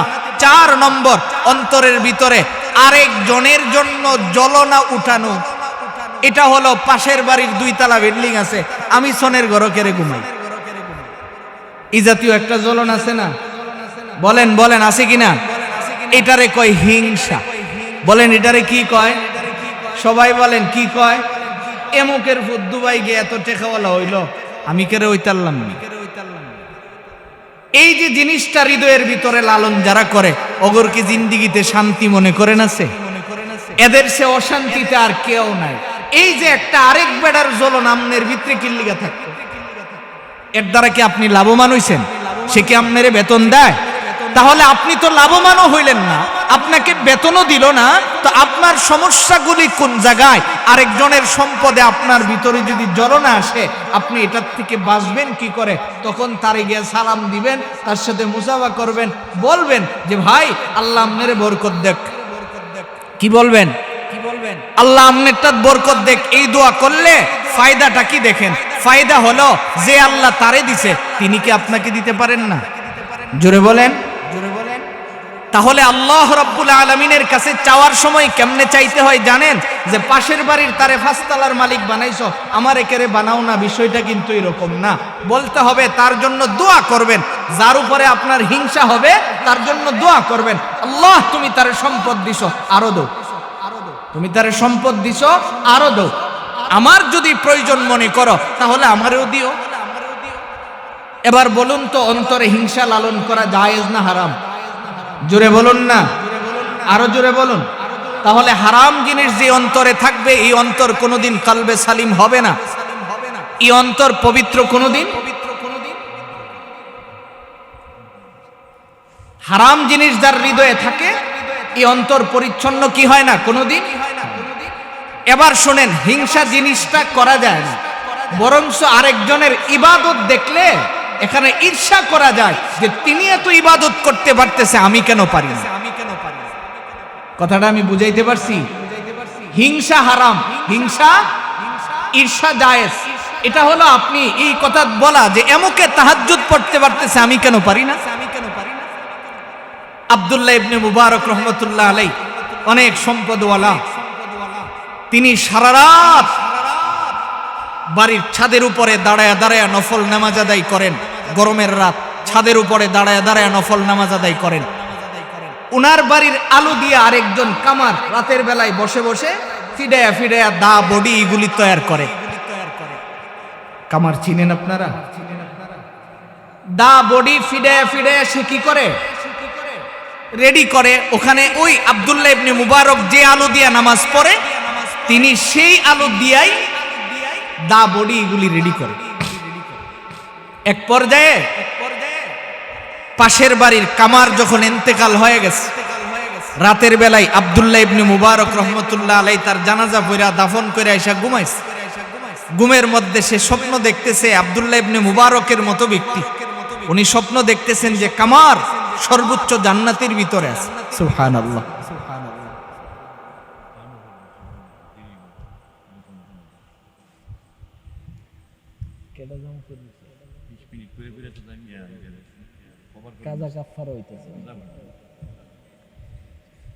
মোহতারাম ভাই, যেই কথা বলতেছিলাম, ওই কামার জান্নাতে আছে।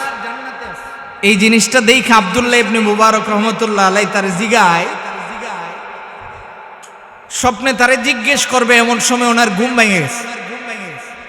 সকালবেলা তার বাড়িতে গেছে, প্রতিবেশী তো বাড়িতে গেছে, যে তার স্ত্রীকে জিজ্ঞেস করতেছে, এই বলো না তোমার স্বামী এমন কি ইবাদত করতো, আমি তো তারে তেমন কোনো নফল নামাজ পড়তে দেখছি না।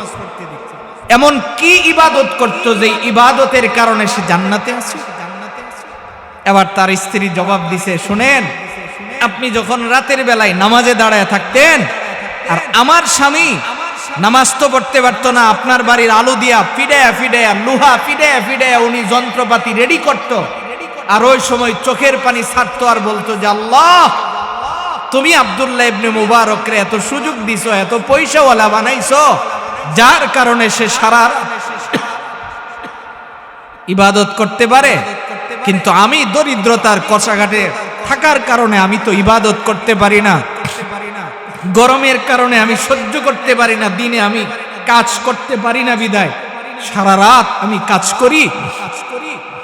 এই যে মনের মধ্যে কষ্টটা নিয়া তিনি যখন এইভাবে কাঁদতেন, এই কান্নাটা আল্লাহ রাব্বুল আলামিনের কাছে খুব বেশি পছন্দ হয়েছে। সুবহানাল্লাহ। এত বেশি পছন্দ হয়েছে যে পছন্দ হওয়ার কারণে আল্লাহ রাব্বুল আলামিন এই কান্নার খাতিরেই ওনারে কি করলেন? জান্নাত দিয়ে দিলেন। সুবহানাল্লাহ। তাহলে আমরা যে জিনিসটা বুঝলাম, হিংসা অন্তরে রাখা যাবে না। বলেন, হিংসা।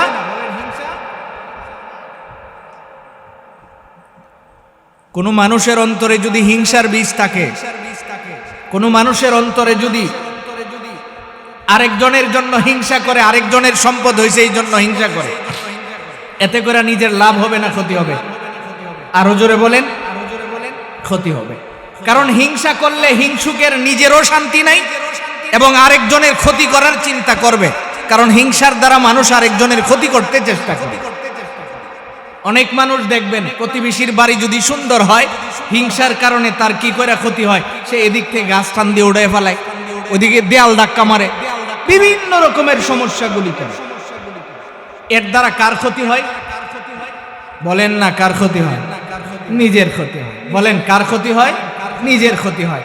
আবার একটু পিছন থেকে সবকিয়াত করাই। বলেন, আল্লাহ রাব্বুল আলামিন এই কথাটা কেন বললেন যে হাসরের দিন মানুষের সম্পদেরও কোনো কাজে আসবে না, সন্তানও কাজে আসবে না? যদি সন্তানটা কলবে সালিমওয়ালা হয়, সন্তানও যদি আল্লাহওয়ালা হয়, তাহলে কাজে আসে। শুধু কাজে আসবে কি? হৃদয়। বলেন, পবিত্র হৃদয়। কি কাজে আসবে? পবিত্র কলব। যেই কলবের ভিতরে 7টা খারাপ গুণ রাখা যায়, এই 7 গুণের ভিতরে 1 নাম্বার অহংকার। 1 নাম্বার কি? জোরে বলুন। এটাই বলতেছিলাম যে অহংকার আল্লাহর চাদর। অহংকার নিজে করা যাবে না, কারণ আমার অহংকার করার মতো আমার কাছে কিছু নাই। অহংকার করার মতো আমার কাছে কিছু আছে? আচ্ছা বলুন তো, আমি যেদিন দুনিয়ায় আসছি, আসার দিনটা কি আমার নিয়ন্ত্রণে ছিল? যাওয়ার দিন আমার নিয়ন্ত্রণে আছে? সুন্দর হওয়া এটা আমার নিয়ন্ত্রণে? কালো হওয়া আমার নিয়ন্ত্রণে? আঙ্গুল যে অনেকের 22টা, এটা কি নিজেদের নিয়ন্ত্রণে? যদি আমার নিয়ন্ত্রণে থাকতো তাইলে আমি তো আমার সন্তানটারে খুব সুন্দর করে বানায় আনতাম। যাহা আমি আমার মন মতো বানায় নিয়ে আসি। মুহতারাম ভাই, এই জন্য বলতেছিলাম অহংকার এই গুণটা যদি আপনার ভিতর থেকে আপনি বের করেন, আপনি কলবে সালিম অন্তরওয়ালা হওয়া আপনার জন্য সহজ। এবার আসুন আমরা বুঝি যে অহংকার যার হৃদয়ে থাকে সে যত নামাজ আদায় করে তার নামাজ যত কবুল হয়। নামাজ কবুল হয়। এই তিনটা গুণ আপনাদেরকে শুনাইতেছিলাম। ইমাম গাজালি রহমতুল্লাহ আলাই লিখেন, অহংকার সে নিজে অহংকার যদি দূর করতে চায় নিজের দিকে তাকায় তাকায় চিন্তা করবে যে এই বডিটা তো আমার দেওয়া না, যিনি দিছেন তিনি কে? আমি যত অহংকারী হয়, মনে করেন আজকে মাত্র 5 বার টয়লেটে গেছেন, ঘন্টা খানেক পরে আমনেরিকে আর সুজা কেউ দাঁড় করাইতে পারবে? তাহলে আমার বলতে কি আছে বলেন? আমার অহংকারের এখানে কি আছে? এই জন্য আল্লাহ রাব্বুল আলামিন কোরআন শরীফের আরেক জায়গায় বড় চমৎকার করে বলেন, কুল ইয়াতাওয়াফাকুম মালাকুল মাউতিল্লাযী বুক্কিলা বিকা। ওখানে ওর চেহারার দিকে তাকায় থাকে। বেশ কিছুদিন তিনি অসুস্থতার কারণে কবিতার জন্য যেতে পারে নাই। কিছুদিন পরে বাদশার দরবারে গেছেন, যাইয়া ওখানে যখন দাঁড়াইছে কবিতা পড়বে, কিন্তু জানালা দেখে খোলা, কিন্তু জানালার থেকে ওই লোকটা আর ছুটি দেয় না। বারাক্রান্ত হৃদয় নিয়ে কবিতা পাঠ করছে। কইরা তারপরে দারোয়ানকে জিজ্ঞেস করছে, এই দারোয়ান বলো তো দেখি, ওখানে যে চুপি দিয়ে থাকতো একজন সুন্দরী কন্যা, কোথায়? আজকে দি তাকে দেখলাম না। এবার দারোয়ান বলতেছে, তিনি তো কিছুদিন আগে ইন্তেকাল করছে, অত নাই দুনিয়ায়। এবার হাফেজ নিজেকে নসিহত করতেছে, বসনু হাফিজ বতুগুয়াম কে গুলতাজা নমি মানাদ, अगर मानद शबी मानद शबी दीगर नमी मानद, हमेशा इज्जते मेहमा बोए खाना नमी मानद, अगर मानद शबी मानद शबी दीगर नमी मानद। আল্লামা হাফেজ রহমতুল্লাহ আলাইহি আবার নিজের নসিহত করেন। এই হাফেজ শুনো, নিজেরে নিজে নসিহত করতেছে। এই হাফেজ শুনো, হাফেজ তুমি ভালো কইরা শোনো, দুনিয়ার জমিনে তুমি যত সৌন্দর্যই দেখো, সৌন্দর্যটা চিরস্থায়ী হয় না। বাগানে যাওয়ার পরে তুমি যখন দেখো বাগানে ফুল আছে, বাগানের ফুলটা যদি থাকে একদিন 2 দিন ফুলের সৌন্দর্য থাকে, তৃতীয় দিন থেকে ফুলগুলি জয়রা জয়রা পড়ে যায়, ওই ফুলগুলি আর সুন্দর থাকে না। দুনিয়ার জমিনে তুমি যখন দেখো সৌন্দর্য একটা মানুষের আছে, এই মানুষের চামড়াগুলি একটা সময় অটোমেটিক ডিল হয়ে যায়। যেই চামড়াগুলির দিকে তাকাইলেই তুমি বুঝতে পারবা তোমার মরণের সময় রেডি হয়ে গেছে। তোমার এক সময় চামড়াটা টান টান ছিল, এখন আর নাই।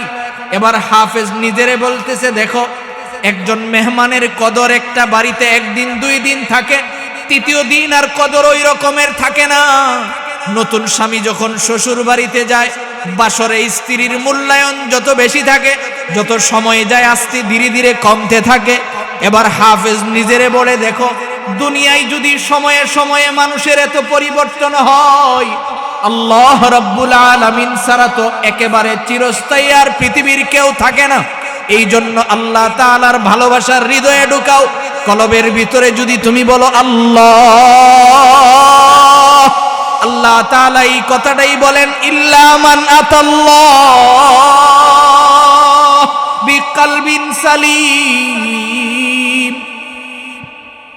হাবিব আপনি দুনিয়ার মানুষদেরকে বলেন না, ওদের হৃদয় যদি সুন্দর হয়, ওদের আত্মাটা যদি পরিচ্ছন্ন হয়, তাদের কলবে সালিম অন্তর নিয়ে যদি তাদের মরণের সময় হয়ে যায়, আজরাইল তাদের ঘরের সামনে যায় দাঁড়াবেন, দাঁড়ায়া বলবেন, তোমার আল্লাহর পক্ষ থেকে তোমারে সালাম দিলাম। সুবহানাল্লাহ।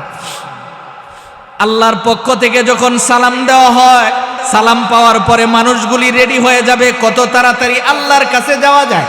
কারণ মানুষ যদি জানে যে আল্লাহ আমারে সালাম দিছে, ফেরেশতারা তার সামনে আইসা বলবে, আল্লাহর পক্ষ থেকে তোমারে সালাম দিলাম, আল্লাহ রাব্বুল আলামিন আপনাকে সালাম দিছে। এবার রূহটা বের হওয়ার জন্য অটোমেটিক রেডি হয়ে যাবে। সুবহানাল্লাহ। কারণ আল্লাহ যদি আমারে সালাম দেয় তো আমার তো জান্নাত নিশ্চিত হয়ে যায়। এই জন্য যাদের অন্তর সুন্দর হয়, আমার লম্বা কথার মাধ্যমে আমি যেটা বুঝাইতে চেষ্টা করলাম, মানুষের মূল্য আল্লাহর কাছে কালারে হয় না, বংশে হয় না, মানুষের মূল্য সম্পদ দিয়ে হয় না, টাকা পয়সা দিয়ে হয় না, কেবল মানুষের মূল্য আল্লাহর কাছে কি দিয়ে হয়? সবাই বলেন কি দেয়া হয়? অন্তর দেয়া হয়। তাহলে আমাদের অন্তরটা পরিচ্ছন্ন করা দরকার, আমার অন্তর পবিত্র করা দরকার। আর অন্তর পবিত্র করার জন্যে যদি কোনো কারণে অহংকারের বীজ বপন হয়েও যায়, আমার অন্তরে কোনো কারণে যদি অহংকার চলেও আসে, আমি আমার নিজের দিকে তাকায়া এই কথা বলতে হবে যে আমার এই বডি তো আমার না, এই বডি আমার। যদি আমার হইতো তাইলে আমি তো হৃষ্টপুষ্ট হয়ে আসতাম। আমি এত অসুস্থ থাকি কেন? আমার হইলে আমি তো সুস্থ থাকার জন্য চেষ্টা করতাম। আমি তো নিজে সুস্থ থাকতে পারতেছি না, অসুস্থতা যখন আসা তখন তো চলেই আসে। এই জন্য আমার ভাই শুনেন, এই অহংকারের বিষ ভিতর থেকে যদি সরাইয়া ফেলতে চান, তাহলে মালিকের কদমে সিজদাটা দিতে হবে বেশি বেশি, কারণ ওই সিজদার মাধ্যমে মানুষ পরিচ্ছন্ন হয়। আপনি ইতিহাস তালাশ করে দেখেন না, বাদশার দরবারে ওই আরবের প্রসিদ্ধ বাদশা হারুনুর রশিদের জামানায় উনার এখানে রাতভর আসর বসত, রাতভর আসর বসত। তো ওনার একজন বাদী ছিল, একেবারে কুচকুচে কালো। ওরে বলছে যে তুমি কোথায় থাকবা বলো। তো বাদী দেখাইছে আমার একেবারে কর্নারে ছোট্ট একটা রুম দিয়ে দেন, আমি মানুষের সাথে থাকার দরকার নাই। তো বাদশাহ রাতের বেলায় দেখে ওনার আসরের মধ্যে অনেক বড় বড় লোকেরা আসে, কিন্তু এই মহিলাকে পাওয়া যায় না। রাতের বেলা একদিন খাদিমকে পাঠাইছে, তখন খাদিম যায় দেখে ওই কর্নারের যে রুমে আছে, ওই রুমের ভিতরে সে সিজদা দিয়ে আছে, আকাশ থেকে একটা আলু যেন তার ঘরের ভিতরে পড়ে আছে। আরো জোরে বলেন। অসুস্থ, দুর্বল, চলতে পারে না, সিজদা দিয়ে আছে। পরের রাত্রে বাদশা নিজে গেছে, ওখানে বাদশা যায় দেখে সে সিজদা দিয়ে আছে, আকাশ থেকে একটা আলু তার ঘরে আছে। অথচ বাদশার সবচেয়ে দুর্বল কামরা এটা, ওই কামরা পুরাটা আলোকিত হয়ে আছে, সুঘ্রাণ বের হচ্ছে। আর বাদী চোখের পানি ছেড়ে ছেড়ে বলতেছে, আল্লাহ তুমি আমারে এখানে রাখছো, সারাদিন আমি মানুষের খেদমত করতে করতে সারাদিন কোনো ইবাদত করতে পারি না, এই রাতটা আমার সুযোগ করে দিছো, আমি রাতের বেলায় তোমার কাছে আসছি। মালিক, আমি তোমার কদমে সিজদা দিছি, তুমি যদি আমাকে এইটুকুন করে দিতা, স্বাধীন বানায়া দিতা, তাহলে আমি তো মনের আনন্দে তোমার কদমে সিজদাটা দিয়ে শান্তি পাইতাম। কথাটা যখন বলছে বাদশা তো শুনে বলাইছে। পরের দিন বলতেছে, তুমি আমার কাছে কি চাও বলো, কি দিলে তুমি খুশি হইবা? বাদী বলেন, বেশি কিছু না, আপনি যদি আমাকে আল্লাহর রাস্তে আজাদ করে দেন তাইলে আমি খুশি। যাও, তোমার আজাদ করে দিলাম।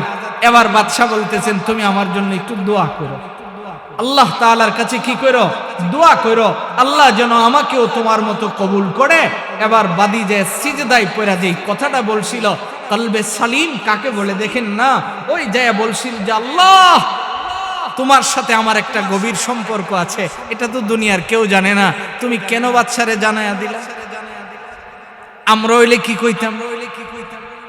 বাদশা জানছে আমি জনমাজি, বুঝছেন না? কোনো কারণে দুইবার ওস করে আইলে গেলে দেখায়, কই প্রথমবার যে গেছিলাম এটা আনছিলাম, আর এবার যে গেছি না এটা আনছি। মানে দুইবার যেটা কেমনে বুঝাইবে?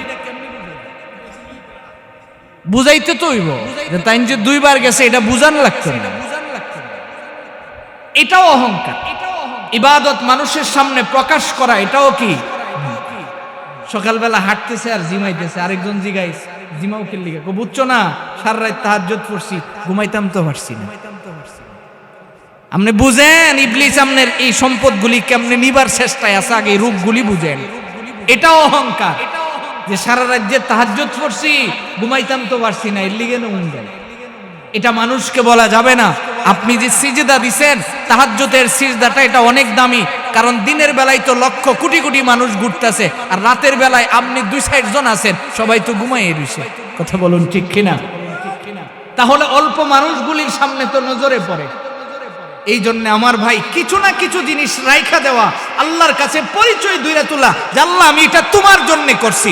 এই জন্য কলবটাকে যদি পবিত্র হয়, এমন কিছু কিছু রাখা যায়। সেইদিন আবু বকরের জিন্দেগিতে দেখেন যে কখনো কখনো তিনি উজু যখন বানাইতেন, নীরবে এই পর্যন্ত হাত ধুয়ে ফেলাইতেন, এই পর্যন্ত হাত দিতেন। তো একদিন পিছন থেকে আব্দুল্লাহ ইবনে আব্বাস দেখা পিছনে গিয়ে জড়াইয়া ধরছে, ছোট মানুষ তো জড়াইয়া ধরছে, ধরে কইছে আচ্ছা আপনি এই কাম কেন করলেন, হুজুর ফরজ তো দূর দৌড়, আপনি যেই পর্যন্ত দইছেন। তা আবু বকর গাটটা ঘুরাইয়া কয়, তুমি যে ফিসে আসো জানলে আমি জীবন উদ্দুর দিলাম। তুমি যে আসো এটা যদি জানতাম আমি জিন্দিগিতে অতটুকুন কি করতাম না, দৌত করতাম না। এবার তো তারারও কৌতূহল জাগছে বেশি, জিজ্ঞেস করে কেন আপনি এরকম করছেন বলেন না। বলা যাবে না, না বললে আমি নবীজিরে বলে দিব। এবার বলতেছে তুমি তো আমার বিপদে ফালাইয়া দিলা, আমি এই কাজটা এই জন্য করছি, দেখো হাসরের দিন নবীজির জবান থেকে শুনছি আমার উম্মতেরা যারা উযু বানাইবো তাদের প্রতিটা অঙ্গ নূরের মতো চমকাইতে থাকবে, তো সবার এই পর্যন্ত চমকাইবো, আমি আবু বকর তো এই পর্যন্ত দইছি, আমার এই পর্যন্ত চমকাইলে আল্লাহ দেখবে আমি আলাদা একজন, আল্লাহ দেখবে আমি আলাদা একজন। শুধু এইটুকু, বেশি কিছু না, যে আল্লাহ যেন আমাকে দেখেন যে আমার কলবটা পরিষ্কার। মোহতারাম ভাই, ইবাদত বেশির দরকার হয় না, একেবারে ইবাদত অল্প হওয়া এটাই যথেষ্ট। আল্লাহর রাসূল এই জন্য হাদিসে বলছেন আখলিস দীনাকা ইয়াকফিকাল আমালুল কলিল, তোমরা ইবাদত অল্প করো কিন্তু এটা ইখলাসের সহিত করো। আর এটাকেই বলে পবিত্র আত্মা দিয়া, যে আমি ইবাদতটা আল্লাহর জন্য করছি, এটা কাউকে দেখানোর জন্য না, এটা কেবল কার জন্য? আরো জোরে বলেন, কার জন্য? আল্লাহর জন্য। এই জন্য ইবাদত আল্লাহর জন্য হওয়া চাই। এই জন্য বলতেছিলাম আল্লাহ তাআলা বলেন ইল্লা মান আতাল্লাহ বিকালবিন সালিম, যে আমার কাছে মানুষের মূল্য হয় শুধু কলব দিয়া। বলেন কি দিয়া হয়? কলব দিয়া হয়। তাহলে আমি আমার কলব সুন্দর করব, আমার ভিতরে যদি অহংকার না থাকে তাহলে কলব সুন্দর। অহংকার মুক্ত মানুষের কলব সুন্দর। অহংকার মুক্ত কি করে হওয়া যায়? যদি আমার ভিতরে অহংকার ঢুইকা যায়, তাৎক্ষণিক আমি বলবো যে এইগুলি আমার না। যেই সম্পদের অহংকার আসলে এটা আমার না, আমার বলতে কিছু নাই। আমার যদি সন্তানের অহংকার আসে এটা আমার না, বাড়ির অহংকার আসলে আমার না, গাড়ির অহংকার আসলে আমার না। এইগুলির থেকে যদি আমি নিজেরে বুঝাতে পারি, এই জন্য ইমাম গাজালি রহমতুল্লাহ আলাই 3টা ঔষধ দিয়েছেন।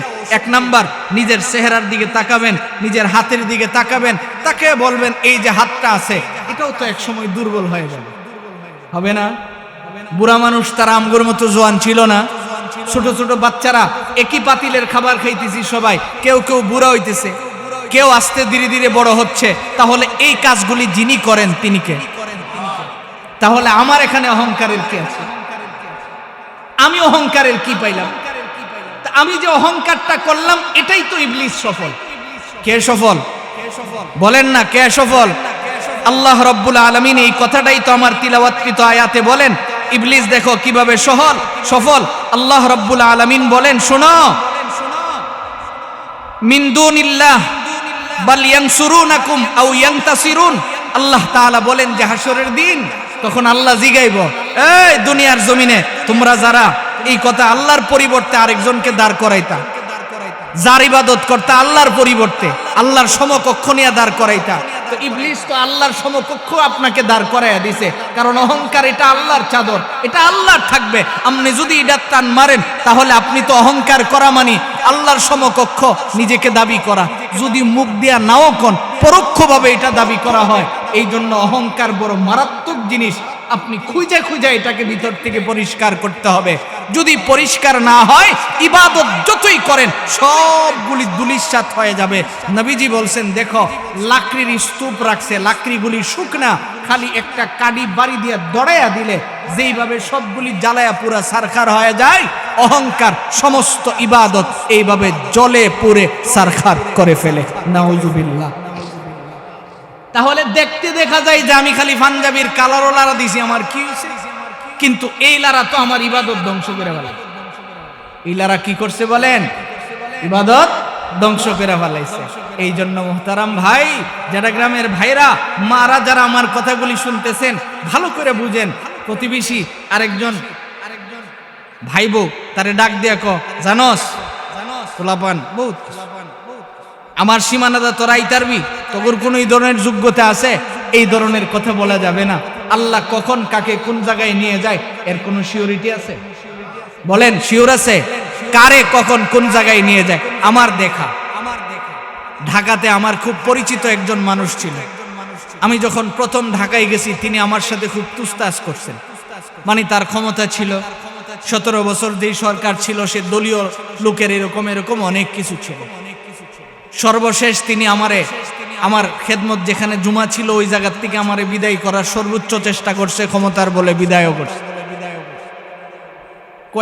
2 বছর আগে যায় দেখি উনি ফাওয়ার 2টা নিচের অংশ নাই, এখন হাঁটতে পারে না, হুইল চেয়ারে বসে বসে চলে, হাঁটুর থেকে নিচের অংশ নাই, হুইল চেয়ারে বসে বসে চলে। আরেকজন ধাক্কা দিলে যাইতে পারে, ও যদি ধাক্কাটা ড্রেনে ফালাইয়া দেয় এখন কি ওইটা দৌড় দেওয়ার সুযোগ আছে? এখন বলেন তো তার এই বাহাদুরি কই গেছে? কাজে আপনি আপনার অঙ্গ প্রত্যঙ্গ নিয়ে চেহারা সুন্দর, এটা দিয়ে আপনি বাহাদুরি করবেন, অহংকার দেখাবেন আরেকজনের সাথে? এত সোজা? এইগুলি আল্লাহ আমারে দিছেন, যার কারণে এইগুলি বিক্রি করা জায়েজ না। রক্ত বিক্রি করা জায়েজ আছে? কিডনি বিক্রি করা জায়েজ আছে? নাই। কেন? কারণ এইগুলি আল্লাহ আমার কাছে দিছেন, তো এইগুলি নিয়ে অহংকার করার কি আছে? আরে আমি যুদ্ধুর আল্লাহ আমার চেহারা দিছেন, তো এটা আল্লাহ দিছেন, অহংকার করলে আল্লাহ করার আছে, আমার কি করার আছে এখানে? আমার চেহারাকে আমি বানাইছি? বলেন না, আমি নিজে সুন্দর হইতে পারছি, তাহলে আমি অহংকার করব কেন? এটা করলে আল্লাহ করবেন, কারণ আল্লাহ আমারে সুন্দর বানাইছেন, এটা আল্লাহ। আমার হাসি উঠে ফুলাফানের চুল কাটা দেখলে, কিল্লিগে জানেন ওই যে হুজুর বলতেছিল মেসি কাটিং, নেইমার কাটিং। আরে মিয়া তুমি যেটাই করো, নিজের চুল নিজে দেখতারলেন সুন্দর। আমার চুল কেমন আমি দেখতাম পারতেছি? বলেন না, আয়না ছাড়া আমি দেখতাম পারতেছি? তাইলে আমি যেমনি কাটছি আমি তো আর নিজে দেখতাম পারতেছি না, তাইলে আমার সুন্দর কেমন হইলো? এটা আরেক বেটার সোহানের সুন্দর লাগছে, আরেকজনের সুন্দর লাগাইতে গিয়ে আমি যে নিজের ক্ষতি করলাম। এটার তো গ্রামের ভাষায় নিজের নাক কাটটা পরের যাত্রা, ঠিক না? তাহলে আমি আরেকজনের সুন্দর লাগাইতে গিয়ে নিজের ক্ষতি করলাম, এতে করে ক্ষতি কার হলো? আমার নিজের হলো। এটাকেই বলে যে অহংকারের দ্বারা নিজের ক্ষতি হয়, আরেকজনের কিছু হয় না। কাজেই আমি অহংকার করব না। বলেন অহংকার আজকের পরে অহংকার আর করা যাবে? তাহলে আমার কি করতে হবে? এবার মূল কথায় যায়, আমার হৃদয় পরিষ্কার করা লাগবে। হৃদয় পরিষ্কার করতে হলে অহংকারের বীজ যদি ডুইকাও যায়, আমি তাৎক্ষণিক বলবো যে এইগুলি আমার না, এইগুলি যিনি দিছেন তিনি কে? অহংকার একমাত্র কে করতে পারেন? আল্লাহ। এই কথাটা আল্লাহ আমার তিলাওয়াতকৃত আয়াতে বলেন, ইল্লা মান আতাল্লাহ বিকলবিন সালিম ওয়া উজলিফাতিল জান্নাতু লিল মুত্তাকিন। আল্লাহ তাআলা কয়, হাবিব দুনিয়ার জমিনে যারা কলবকে পরিষ্কার বানায় ফেলায়, পবিত্র আত্মা নিয়ে যখন সে আমার কাছে চলে আসে, আমি আল্লাহ তারে জান্নাতের সামনে নিয়ে দাঁড় করায়া দেই। আপনার আমার নবী বিশ্ব নবী মুহাম্মাদুর রাসূলুল্লাহ সাল্লাল্লাহু আলাইহি ওয়াসাল্লাম বলেন, উম্মত শোনো, একজন মানুষকে যখন জান্নাতের সামনে নিয়ে দাঁড় করানো হয়, ওই মানুষটা যদি 1000 বছরও জাহান্নামে থাকে, জাহান্নামে জ্বলতে জ্বলতে যদি তার শরীরটা একেবারে কঙ্কালের মতো হয়ে যায়, হাড্ডিগুলি পুড়ে যদি ছারখার হয়ে যায়, ওই মানুষটারে যদি খালি জান্নাতের কাছে নিয়ে আসা হয়, জান্নাতের হাওয়াটা যখন তার শরীরের মধ্যে লেগে যায়, ওর পিছনের 1000 বছরের যত কষ্ট আছে সব ভুলা যায়। সুবহানাল্লাহ। আল্লাহ তাআলা কয়, কলবে সালিমওয়ালা মানুষ যখন, পবিত্র আত্মাওয়ালা মানুষ যখন আমার সামনে আসেন, আল্লাহ তাআলা বলেন আমি ওই মানুষটারে জান্নাতের সামনে নিয়ে দাঁড় করাই। আর জান্নাতের সামনে যেই বান্দাটা নিয়ে দাঁড় করানো হয়, ওই মানুষটা যখন জান্নাতের ভিতরে প্রবেশ করে ফেলাবে, ওর নিয়ামতগুলি যখন দেখবে, তার দুনিয়ার কষ্ট কোনো কষ্টই মনে হয় না।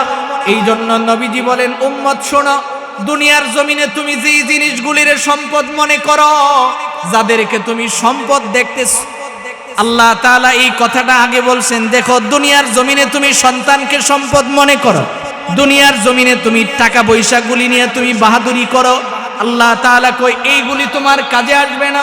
যত বাহাদুরি তুমি করো না কেন, তুমি মরে গেছো তো তোমার সন্তান আর তোমার কোনো কাজের না। ওদের বাহাদুরি দেখানোর মতো কোনো চান্স তোমার নাই।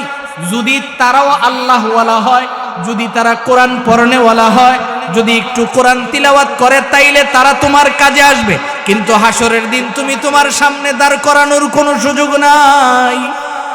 2 নম্বরে তুমি তোমার সম্পদের বাহাদুরি দেখছো, এই সম্পদগুলি মরার পরে আর কোনো কাজে আসে না।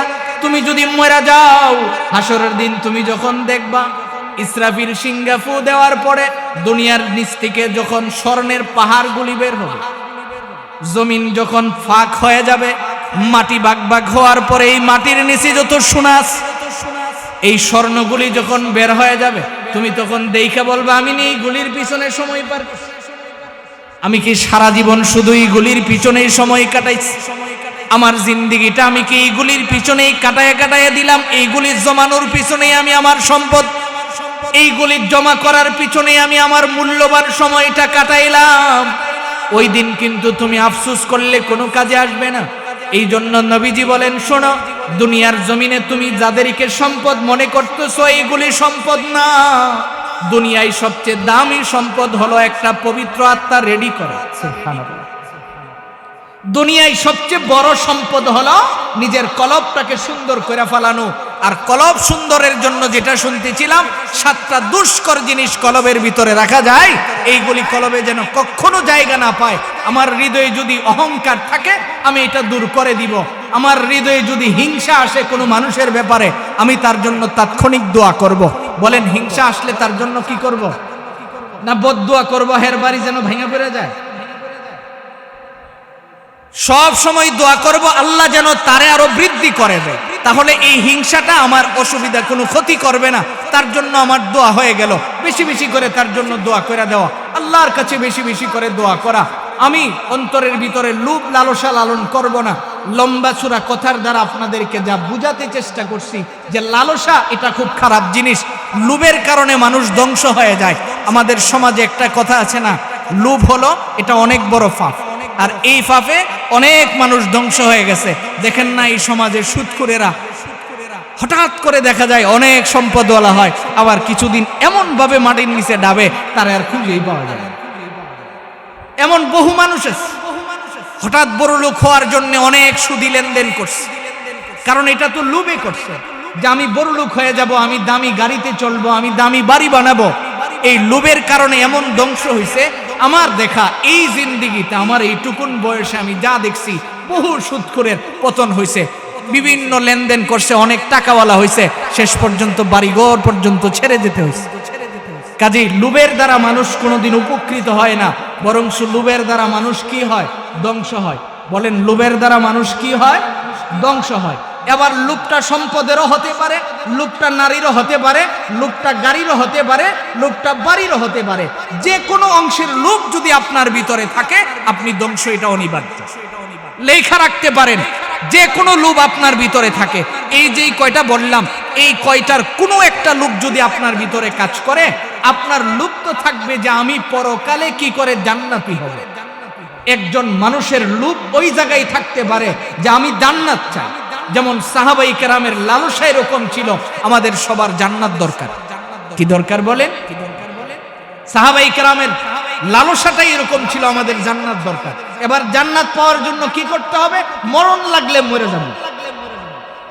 জান্নাত পাইতে গিয়ে যদি আমার হাত পা কাটাতে হয় যুদ্ধের ময়দানে, আমি এটাই করব। বুখারীর হাদিস শোনাচ্ছি। এক সাহাবী আয়েশা রাসূলকে বলছিল, লম্বা কথা, আমি একেবারে সার কথাটা শোনাচ্ছি। রাসূলকে আয়েশা বলছিল যে নবী, আমি জিনা করছি, আমার আপনি পবিত্র করেন। নবীজি গার ঘুরায় ফেলছে, বলছে ওরে সরায় দাও। আরেকজনকে বলছে, আবার ঘুরে আয়েশা নবীজির সামনে রাসূল তারে সরায় দিয়েছেন, তাড়ায় দিয়েছে। আবার ঘুরে আয়েশা আরেকজনের সামনে তাড়ায় দিয়েছে। এবার চতুর্থবার আসার পরে নবীজি খবর লাগাইছেন যে তার বাড়িতে যায় খবর নিয়ে দেখো যে সে মানুষ হিসাবে কেমন, মানসিক ভারসাম্যহীন কিনা। খবর নিয়ে দেখছে সে পাগল না ভালো। তাহলে জিনা করছে। এবার আসছে নবীজির কাছে পবিত্র হওয়ার জন্য। আল্লাহর রাসূল সাল্লাল্লাহু আলাইহি ওয়াসাল্লাম ঘোষণা করলেন, গর্ত খনন করলেন, গর্তের ভিতরে তার এই পর্যন্ত ডাবায়া দিলেন। সাহাবায়ে কেরামকে বললেন পাথর মারো। সাহাবীরা পাথর মারতেছে। একজনের একটা পাথর ওনার মাথায় পড়ছে, মাথার খুলিটা ভাঙা ওখান থেকে একটু রক্ত ছিটকে যাইছে, তার কাপড়ের উপরে পড়ছে। সে কাপড়টা ঝাড়া দিয়ে বলছিল, একজন নাপাকির রক্ত আমার কাপড়ে লাগছে। আল্লাহর রাসূল তার মুখের মধ্যে চাপ দিয়া ধরছে, ধরে কো সাবধান, এই কথা বলবি না। ওর তওবাটা আল্লাহ এই পরিমাণে কবুল করছে, সমস্ত মানুষের উপরে যদি এর তওবাটা ভাগ করে দেওয়া হয়, শুধু তার তওবার খাতিরে আল্লাহ সবাইরে জান্নাত দিয়ে দিবে। তাহলে সাহাবায়ে ইকরামের লালসাটাই ছিল আমরা জান্নাত চাই। দুনিয়ার কোনো জিনিসে আমাদের লোভ করা যাবে না, লোভ হতে হবে জান্নাতের। বলেন কিসের? জান্নাতের। আমরা জান্নাতে যেতে গিয়া যা করা লাগে তা করব, দুনিয়া কামাই করতে গিয়ে যা করা লাগে তা করব, এটা হইলে তো হইতো না। আমাদের অবস্থাটা ভিন্ন। সম্পদ কামাই করার জন্য যা করা লাগে আমি করব, এবার হালাল হারাম এটা আমি খোঁজ করতে চেষ্টা করি না। এই জন্য লোভটাকে টেনে ধরতে হবে। লোভটাকে শয়তানের জিহ্বা বলা হয়। লোভটাকে কি বলা হয়? শয়তানের জিহ্বা। কাজে আপনার ভিতরে যদি লোভ বেশি থাকে তাহলে সে আপনাকে ধ্বংস করবেই, এটা নিশ্চিত। কোনো না কোনো অংশে আপনি লাঞ্ছিত হয়ে যাবেন। এই জন্য লোভ লালসা অন্তর থেকে সরাইয়া দেওয়া পারবো না ইনশাআল্লাহ? বলেন পারবো কিনা? আবার বলেন হিংসা দূর করব। বলেন কি দূর করব? অহংকারের বীজ ভিতরে রোপণ করব না। অহংকারের বীজ ভিতরে রোপণ করব না। লোভ লালসা অন্তরে লালন করব না। রাগ গুসা থাকলেও এটাকে নিবারণ করব। সব জায়গায় দেখাবো না, যেখানে দরকার সেখানে দেখাবো। সব জায়গায় রাগ দেখানো চলে না। সব জায়গায় যদি আপনি রাগ দেখান, যেমন মা বাবার সাথে রাগ দেখানো যায়। অনেক সময় অনেক কথা বলে, কিন্তু আপনি অনেক সময় রাগান্বিত হয়ে যান। আপনি রাগান্বিত হতে পারবেন না, কারণ এমনও সময় গেছে আপনি যখন কথা শিখছেন আপনি একটা কথা 40 বার কইছেন। এমন হইছে না? ছোট বাচ্চারা একটা কথা বারবার বলে না? তো নিজের সন্তান যখন বারবার একটা কথা বলে শুনতে ভালো লাগে, আপনার মা বাবারও তো আপনার কথা শুনতে ভালো লাগছে, তাইলে আপনি তার কথাটা শুনতে এত বিরক্ত কেন লাগে? বৃদ্ধ হয়ে গেলে মানুষের নিয়ন্ত্রণহীন হয়ে যায়, তখন তো লম্বা সময় কথা বলে, বেশি কথা বলে। একটা কথা 2 বারের জায়গায় 5 বার আপনাকে জিজ্ঞেস করে, হয় তিনার মনে থাকে না, নতুবা তিনি শুনছেন না, এই জন্য জিজ্ঞেস করছেন। এখানে তো আপনার রাগ দেখানোর কোনো প্রশ্নই আসে না। এই জন্য রাগটাকে নিয়ন্ত্রণ করতে শিখেন। রাগ যদি আপনি নিয়ন্ত্রণ না করেন, এটাও আপনাকে দুনিয়াতে লাঞ্ছিত করবে। ইমাম গাজালি রহমতুল্লাহ আলাইহি লিখছেন, এই রাগটাও আপনাকে লাঞ্ছিত করবে। অনেক সময় দেখবেন রাগ একজনের একটা কথা কইছেন, স্বাভাবিক হওয়ার পরে চিন্তা করছেন যে আমার কথাটা তো আসলেই খারাপ হয়েছে, তখন মাফ চাওয়ান লাগবে। এই জন্য ইমাম গাজালি রহমতুল্লাহ আলাইহি বলছেন, রাগের সময় তুমি চুপ করো। রাগের সময় তুমি কি থাকো? চুপ থাকো। যদি রাগ দমন না করতে পারো তাইলে গিয়ে উজু করো, না পারলে শুয়ে পড়ো। তারপরও তুমি মানুষের সাথে কি করবা না? রাগ দেখাইবা না। কারণ রাগের মাথায় অনেক এমন কথা কয়া বয় যেই কথার কারণে পরে মাফ চাওয়ান লাগে। এই জন্য রাগ ভিতরে থাকা এটা খারাপ না, কারণ এটা দিছেন কে? আরো জোরে বলেন, আল্লাহ দিছেন, কিন্তু এটা খারাপ না। কিন্তু আপনি এটাকে কি করবেন? নিয়ন্ত্রণ করবেন। আর নিয়ন্ত্রণ করার জন্য আল্লাহর রাসূল শিখাইছেন, তোমার যখন রাগ আসে তুমি বলো আউযু বিল্লাহি মিনাশ শাইতানির রাজিম। কি বলবেন? আবার বলেন। এইটা আপনি 2-4 বার পড়লে দেখবেন আপনার রাগ আর থাকবে না। এরপরে না পারলে আপনি উজু করবেন, না পারলে শীত হয়ে শুয়ে পড়বেন। তারপরেও আপনি কারোর সাথে রাগ দেখাতে পারবেন না। যখন দেখানোর দরকার তখন দেখাবেন, পারবো না ইনশাআল্লাহ। এই কাজগুলি যদি নিয়মতান্ত্রিক ভাবে আপনি করেন, আপনার কি ফায়দা হবে জানেন? ফায়দাটা হলো আপনার কলবটা থাকবে পবিত্র। আমি এই প্রায় 1.5 ঘন্টা 1.5-2 ঘন্টা কথার দ্বারা আপনারা আমি যেই কথাটা বুঝাইতে চেষ্টা করছি, আমার কথাটা কি আপনারা বুঝছেন? আল্লাহর কাছে বান্দার কি দামি? বলেন কি দামি? কলব দামি। আর এই কলব নষ্ট করে কিসে? অহংকারে। বলেন কলব কিসে নষ্ট করে? অহংকারে নষ্ট করে। কাজেই অহংকার করার কোনো সুযোগ আজকে আমার সমাজে যারা অহংকার করে, যারা অহংকারী আছে, নিজেরে নিজে আজকের পরে আপনি গুছাইয়া ফেলেন যে এটা তো আমার কাজ ছিল না, অহংকার করার কাজ ছিল এটা আল্লাহ। আল্লাহ অহংকার করবে, কারণ আল্লাহ সব কিছু সৃষ্টি করছেন, আমি তো কিছুই করতে পারি নাই, তাইলে আমি কিসের অহংকার করি? আমি কোনখানের কি? আমি যে ভাত খাইতেছি, আমি যে খাইতেছি, এই চাউলটা কি আমি বানায় আনতে পারবো? এই যে গত কিছুদিন আগে কি কান্নাকাটি, এত বৃষ্টি, হুজুর কেমনে দান উঠামো, কেমনে নিমো, তাইলে আপনার আবার অহংকার কি? আপনি অহংকার তখন করতে পারতেন, যাক আল্লাহ বৃষ্টি দিছে, আমার কোনো অসুবিধা নাই, আমি রোদ দিয়া দান শুকাইয়া গেলাম। তাইলে না আপনি বাহাদুর, আপনি অহংকার করতে পারতেন। আপনি তো পারলেন না, আল্লাহর দেওয়া সব কিছু ব্যবহার করেন, তাইলে আল্লাহর চাদর যেটা এটা নিয়ে টানাটানি কেন করবেন? এই জন্য অহংকার খুব খারাপ, সাবধান হয়ে যান। সম্পদের অহংকার দুই জিনিসের। আল্লাহ তাআলা আমার তিলাওয়াতকৃত আয়াতে বলছেন দুই জিনিসে মানুষ অহংকার করে। এই দুই জিনিসের অহংকারের মধ্যে একটা হলো সন্তান আর একটা হলো সম্পদ। বলেন সন্তান আর সম্পদ, এই দুইটা আমরা কি করব? এটা আল্লাহর দেওয়া, এই জিনিসটা হৃদয়ে ঢুকাবো, পারবো না ইনশাআল্লাহ?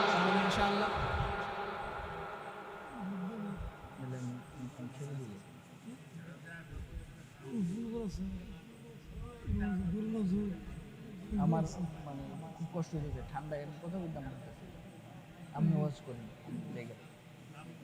বলে দিই যাইতো না, আমি বলে দিই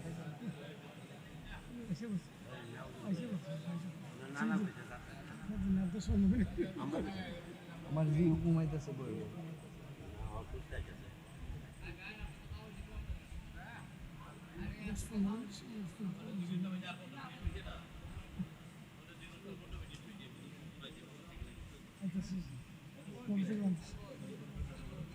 কই গেছে হুজুর? কই 40 মিনিট ধরে কইতেছেন হুজুর আইতেছে।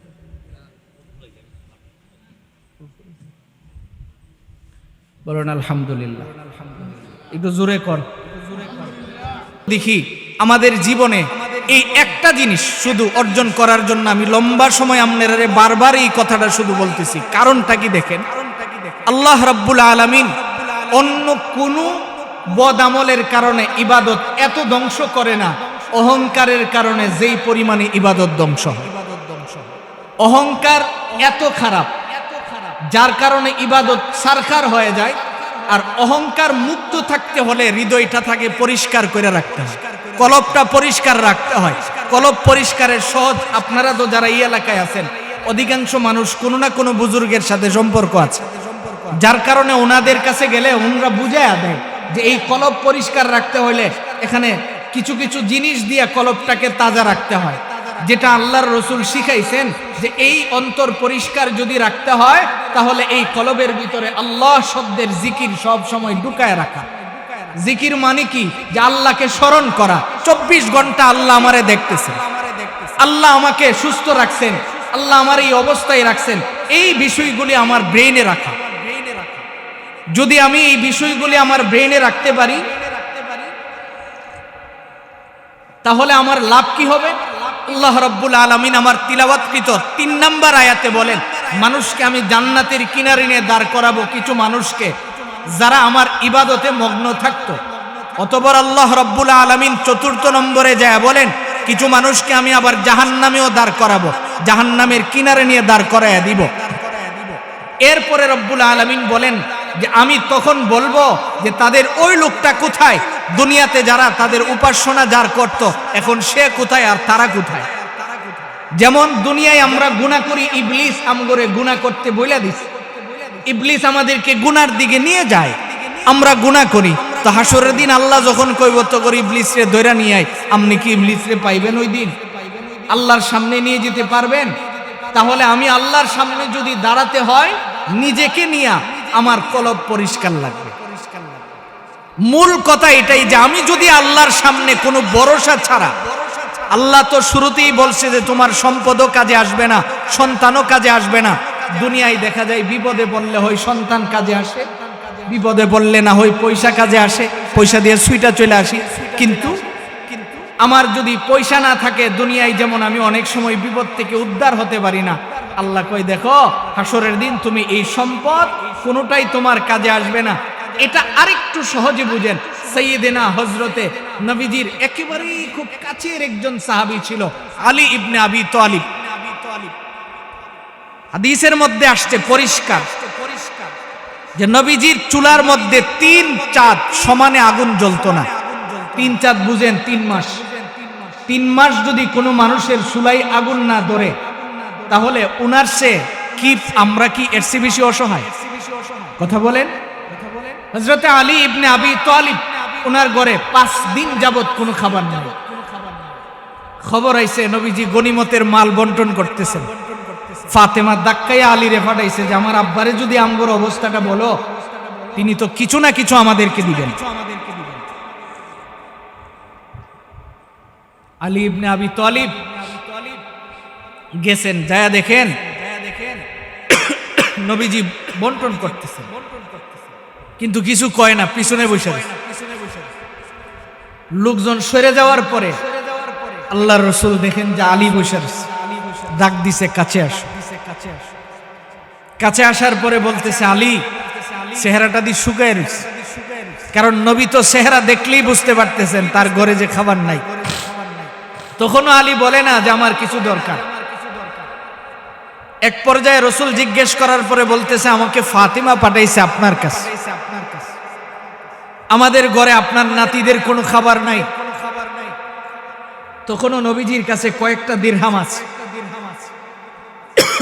আল্লাহ রাসূল ওখান থেকে উঠায়া এক দিরহাম হযরত আলীর হাতে দিছেন। আলী এইভাবে এটাকে ঘুরাইতেছেন আর চোখ দিয়া পানি ঝরতেছে। নবীজি জিজ্ঞেস করে, কান্দো কেন? হযরত আলী বলেন, ইয়া রাসূলুল্লাহ, আপনি আমাকে, আমার ঘরে 4 জন সদস্য, আপনি দিলেন 1 টাকা, আপনার কাছে তো আরো কিছু আছে, আপনি তো চাইলে আমাকে দিতে পারতেন। আল্লাহ রাসূল সঙ্গে সঙ্গে জবাব দিলেন, আলী, আমি চাইলে তোমাকে অনেক কিছুই দিতে পারি, কিন্তু তুমি কি জানো এই টাকাটার হিসাব যেদিন দিবা ওই দিন কোন জায়গায় দাঁড়াইবা? তুমি কি আগুনের চুলার উপরে দাঁড়ায়া, উত্তপ্ত গরমের মধ্যে দাঁড়ায়া কত সময় তুমি থাকতে পারবা বলো? তাহলে তুমি এই টাকাটার হিসাব আল্লাহর কাছে যে দিবা, সেদিন তো তোমাকে আগুনের উপরে দাঁড়ায়া দিতে হবে। জমিন তামার মতো যে হবে, এটা তো অনেক গরম হয়ে যাবে, ওখানে দাঁড়াইয়েই তোমাকে আল্লাহর দরবারে হিসাব নিকাশ দিতে হবে। তুমি বলো না তুমি ওখানে দাঁড়ায়া কি করে দিবা? হযরত আলী ইবনে আবি তালিব বলেন, রাসূল, আমি এই টাকাটাও নিব না। লোভ লালসা কি পরিমাণে তারা কুরবানি করছেন দেখেন। ক্ষুধার্ত থাকার পরে প্রয়োজন ছিল, তারপরেও তিনি জবাব দিলেন, আমি এটা নিব না, কারণ আমি ওইভাবে দাঁড়ায়া দেওয়ার মতো প্রস্তুতি আমার নাই, আমি হিসাব দেওয়ার মতো আমার সেই সুযোগটা নাই। রাসূল কাঁদতে কাঁদতে ওখান থেকে বিদায় হয়ে চলে গেছেন। এই জন্য মুহতারাম ভাই, অন্তরে লোভ রাখলে অনেক ধরনের ক্ষতি হয়।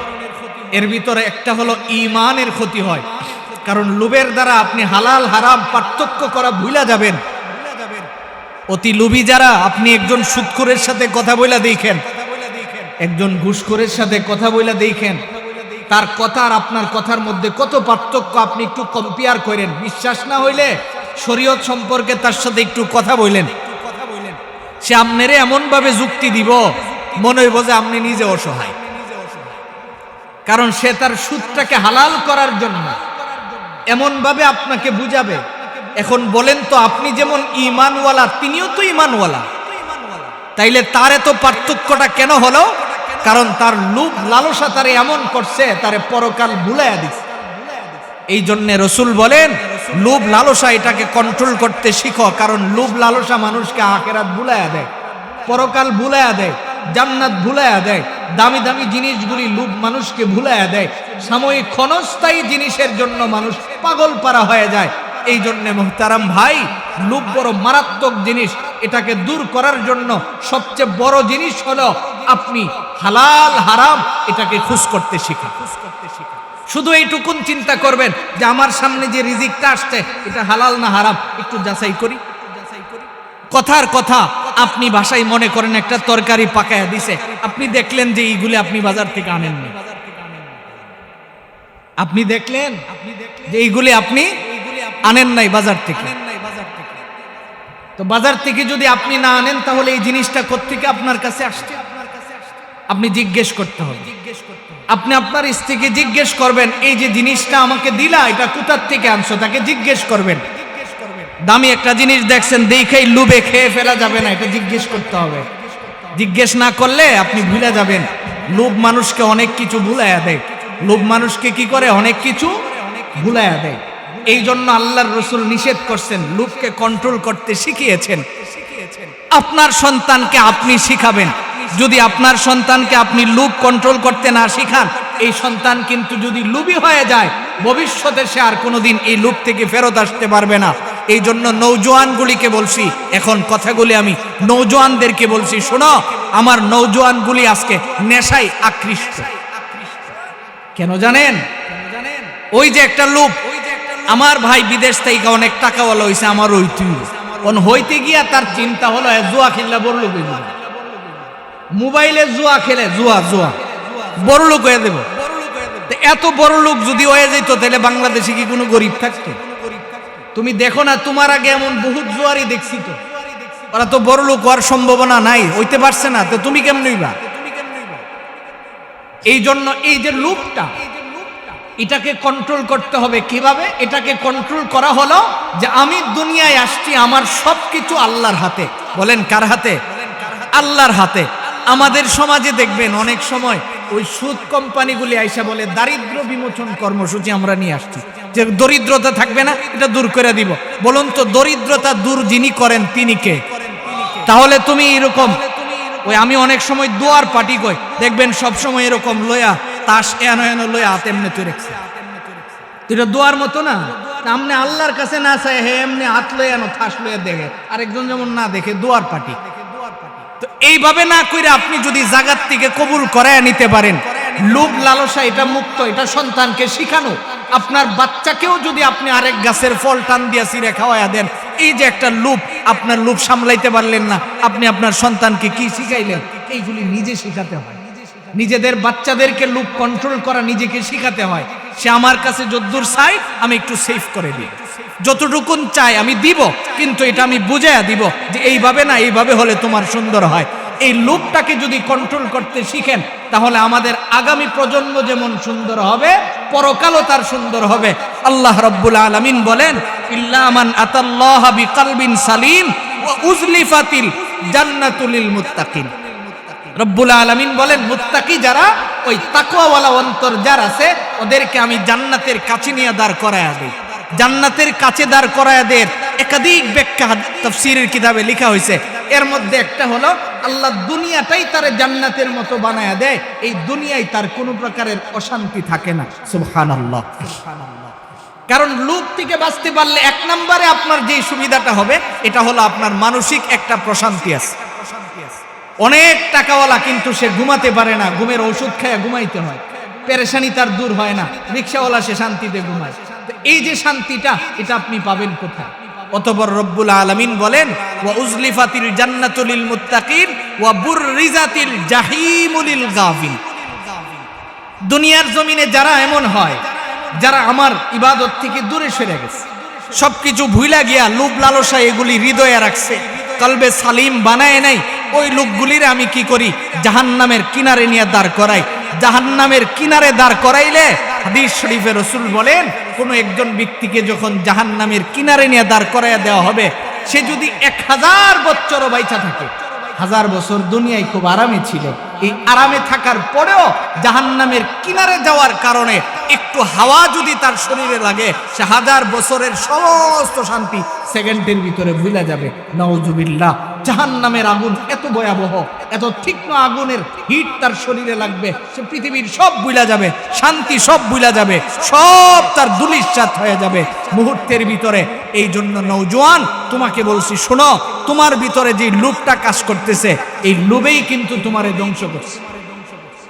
আজকের নওজোয়ানগুলি ধ্বংসের ধারও প্রান্তে গেছে শুধু লোভের কারণে। কারণ প্রত্যেকটা নওজোয়ান চায় কি কইরা, কষ্ট না কইরা, পরিশ্রম ছাড়া পয়সাওয়ালা কি করা হয়। এই জন্য সে জুয়ার দিকে ধাবিত হয়। আর এই অশান্তির থেকে আস্তে আস্তে নেশা বিভিন্ন কিছুতে জড়ায়া পড়ছে। আজকে দেখেন আমাদের দেশের কিন্তু এটা একটা ভাইরাসের রূপ ধারণ করছে। পোলাপানগুলি চেহারা কত সুন্দর থাকবো, হৃষ্টপুষ্ট, চেহারার দিকে তাকানো যায় না, মনে হয় যে 80 বছরের বুড়া আসছে, সুন্দর আছে, এমন কিল্লি গেছে। কারণ এক তো লোভের কারণে ওই যে সারা রাত বসে বসে স্ক্রল করতেই আছে, সারা রাত জুয়া খেলতে আছে, ঘুমায় না। আস্তে ধীরে ধীরে কিছুদিন পরে এরকম বহুত যুবক মরে যেতেছে। এই নওজোয়ানগুলি ঝরে পড়তেছে শুধু লোভের কারণে। এই জন্য রব্বুল আলামিন কয় লোভ তুমি এটাকে কন্ট্রোল করো। এর দ্বারা তোমার কলব কি হয়ে যায়? নষ্ট হয়ে যায়। লোভের দ্বারা কি হয়? কলব নষ্ট হয়। গুসার দ্বারা কলব নষ্ট হয়। এবার শুনেন, অহংকারের দ্বারা কলব নষ্ট হয়। তারপরে অহংকারের দ্বারা নষ্ট হয়, হিংসার দ্বারাও নষ্ট হয়। কারণ হিংসার দ্বারা সামাজিকতাও নষ্ট হয়। শুধু যে কলব নষ্ট হয় বিষয়টা এরকম না, কিন্তু সামাজিকতাও নষ্ট হয়, সামাজিক বন্ধনও নষ্ট হয়ে যায় হিংসার কারণে। এই জন্য হিংসা যদি কেউ করে তাহলে তার কাছ থেকে দূরে থাকা না, তারে কাছে নিয়ে বুঝাতে হবে যে হিংসা এটা মুসলমানের কাজ না, হিংসা মুসলমানের কাজ না। এটা কে আইনা দিছে? শয়তানে। আমার ভিতরে কে ঢুকাইছে? শয়তান। তাহলে আমি কি করব? এই জিনিসগুলি যখন আমার ভিতরে আসবে, প্রাথমিক চিকিৎসা প্রথমে পড়ব আউযু বিল্লাহি মিনাশ শাইতানির রাজিম। বলেন কি পড়ব? সবাই বলেন কি পড়ব? নাম্বার 2 উযু বানাবো। বলেন কি করব? আরো জোরে বলেন। উযু বানাবো। একটা কথা, এটা মনে করেন আমার শেষ কথা, আমি আপনাদেরকে বলি। শুধু আমি আরো অনেক দিন বলছি এটার জন্য, আমি নিজে আলহামদুলিল্লাহ আমি আমল করতে চেষ্টা করি, যে আপনি চেষ্টা করবেন আমি সারা দিন যেন পবিত্র থাকতে পারি। যখনই উযু চলে যায় উযু বানাবেন, পবিত্র অবস্থায় থাকবেন, দেখবেন আপনার কাছ থেকে অনেক কিছু বিদায় হয়ে চলে গেছে। আপনি অনেক গুনাহ থেকে আপনি বাঁচতে পারবেন। কারণ পবিত্র মানুষকে শয়তান ওয়াসওয়াসা দিতে পারে খুব কম। এই জন্য আপনি শুধু এইটুকুন, আপনাদের কাছে আমার উদাত্ত আহ্বান থাকবে, এটা নওজোয়ানকেও বলছি, তুমিও যদি শুধু এইটুকুন ভিতরে ঢুকাও যে আমি সারাদিন খালি পবিত্র থাকবো, বাস অদ্দূরে আর কিছু না, তোমার আমল যে তুমি পবিত্র থাকবা, দেখবা তোমার ভিতর থেকে এই যে সমস্যাগুলি বললাম সবগুলি অটোমেটিক বের হয়ে চলে গেছে, আস্তে আস্তে চলে যাবে। কারণ পবিত্র মানুষকে শয়তান ধোঁকা দিতে পারে না। মা বোনদেরকেও বলবো, বিশেষ করে আমাদের মা বোনদের সবচেয়ে বেশি সমস্যা এই জায়গাটাই, অপবিত্র থাকার কারণে অনেক সময় অনেক দিক থেকে দুষ্ট জিনদেরও আসর হয়, অনেক সময় দুষ্ট বদ আসর ওনাদের উপরে পড়ে যায় শুধু অপবিত্র থাকার কারণে। কলব যেমন পবিত্র করা, নিজের শরীরকেও পবিত্র করা উযুর মাধ্যমে।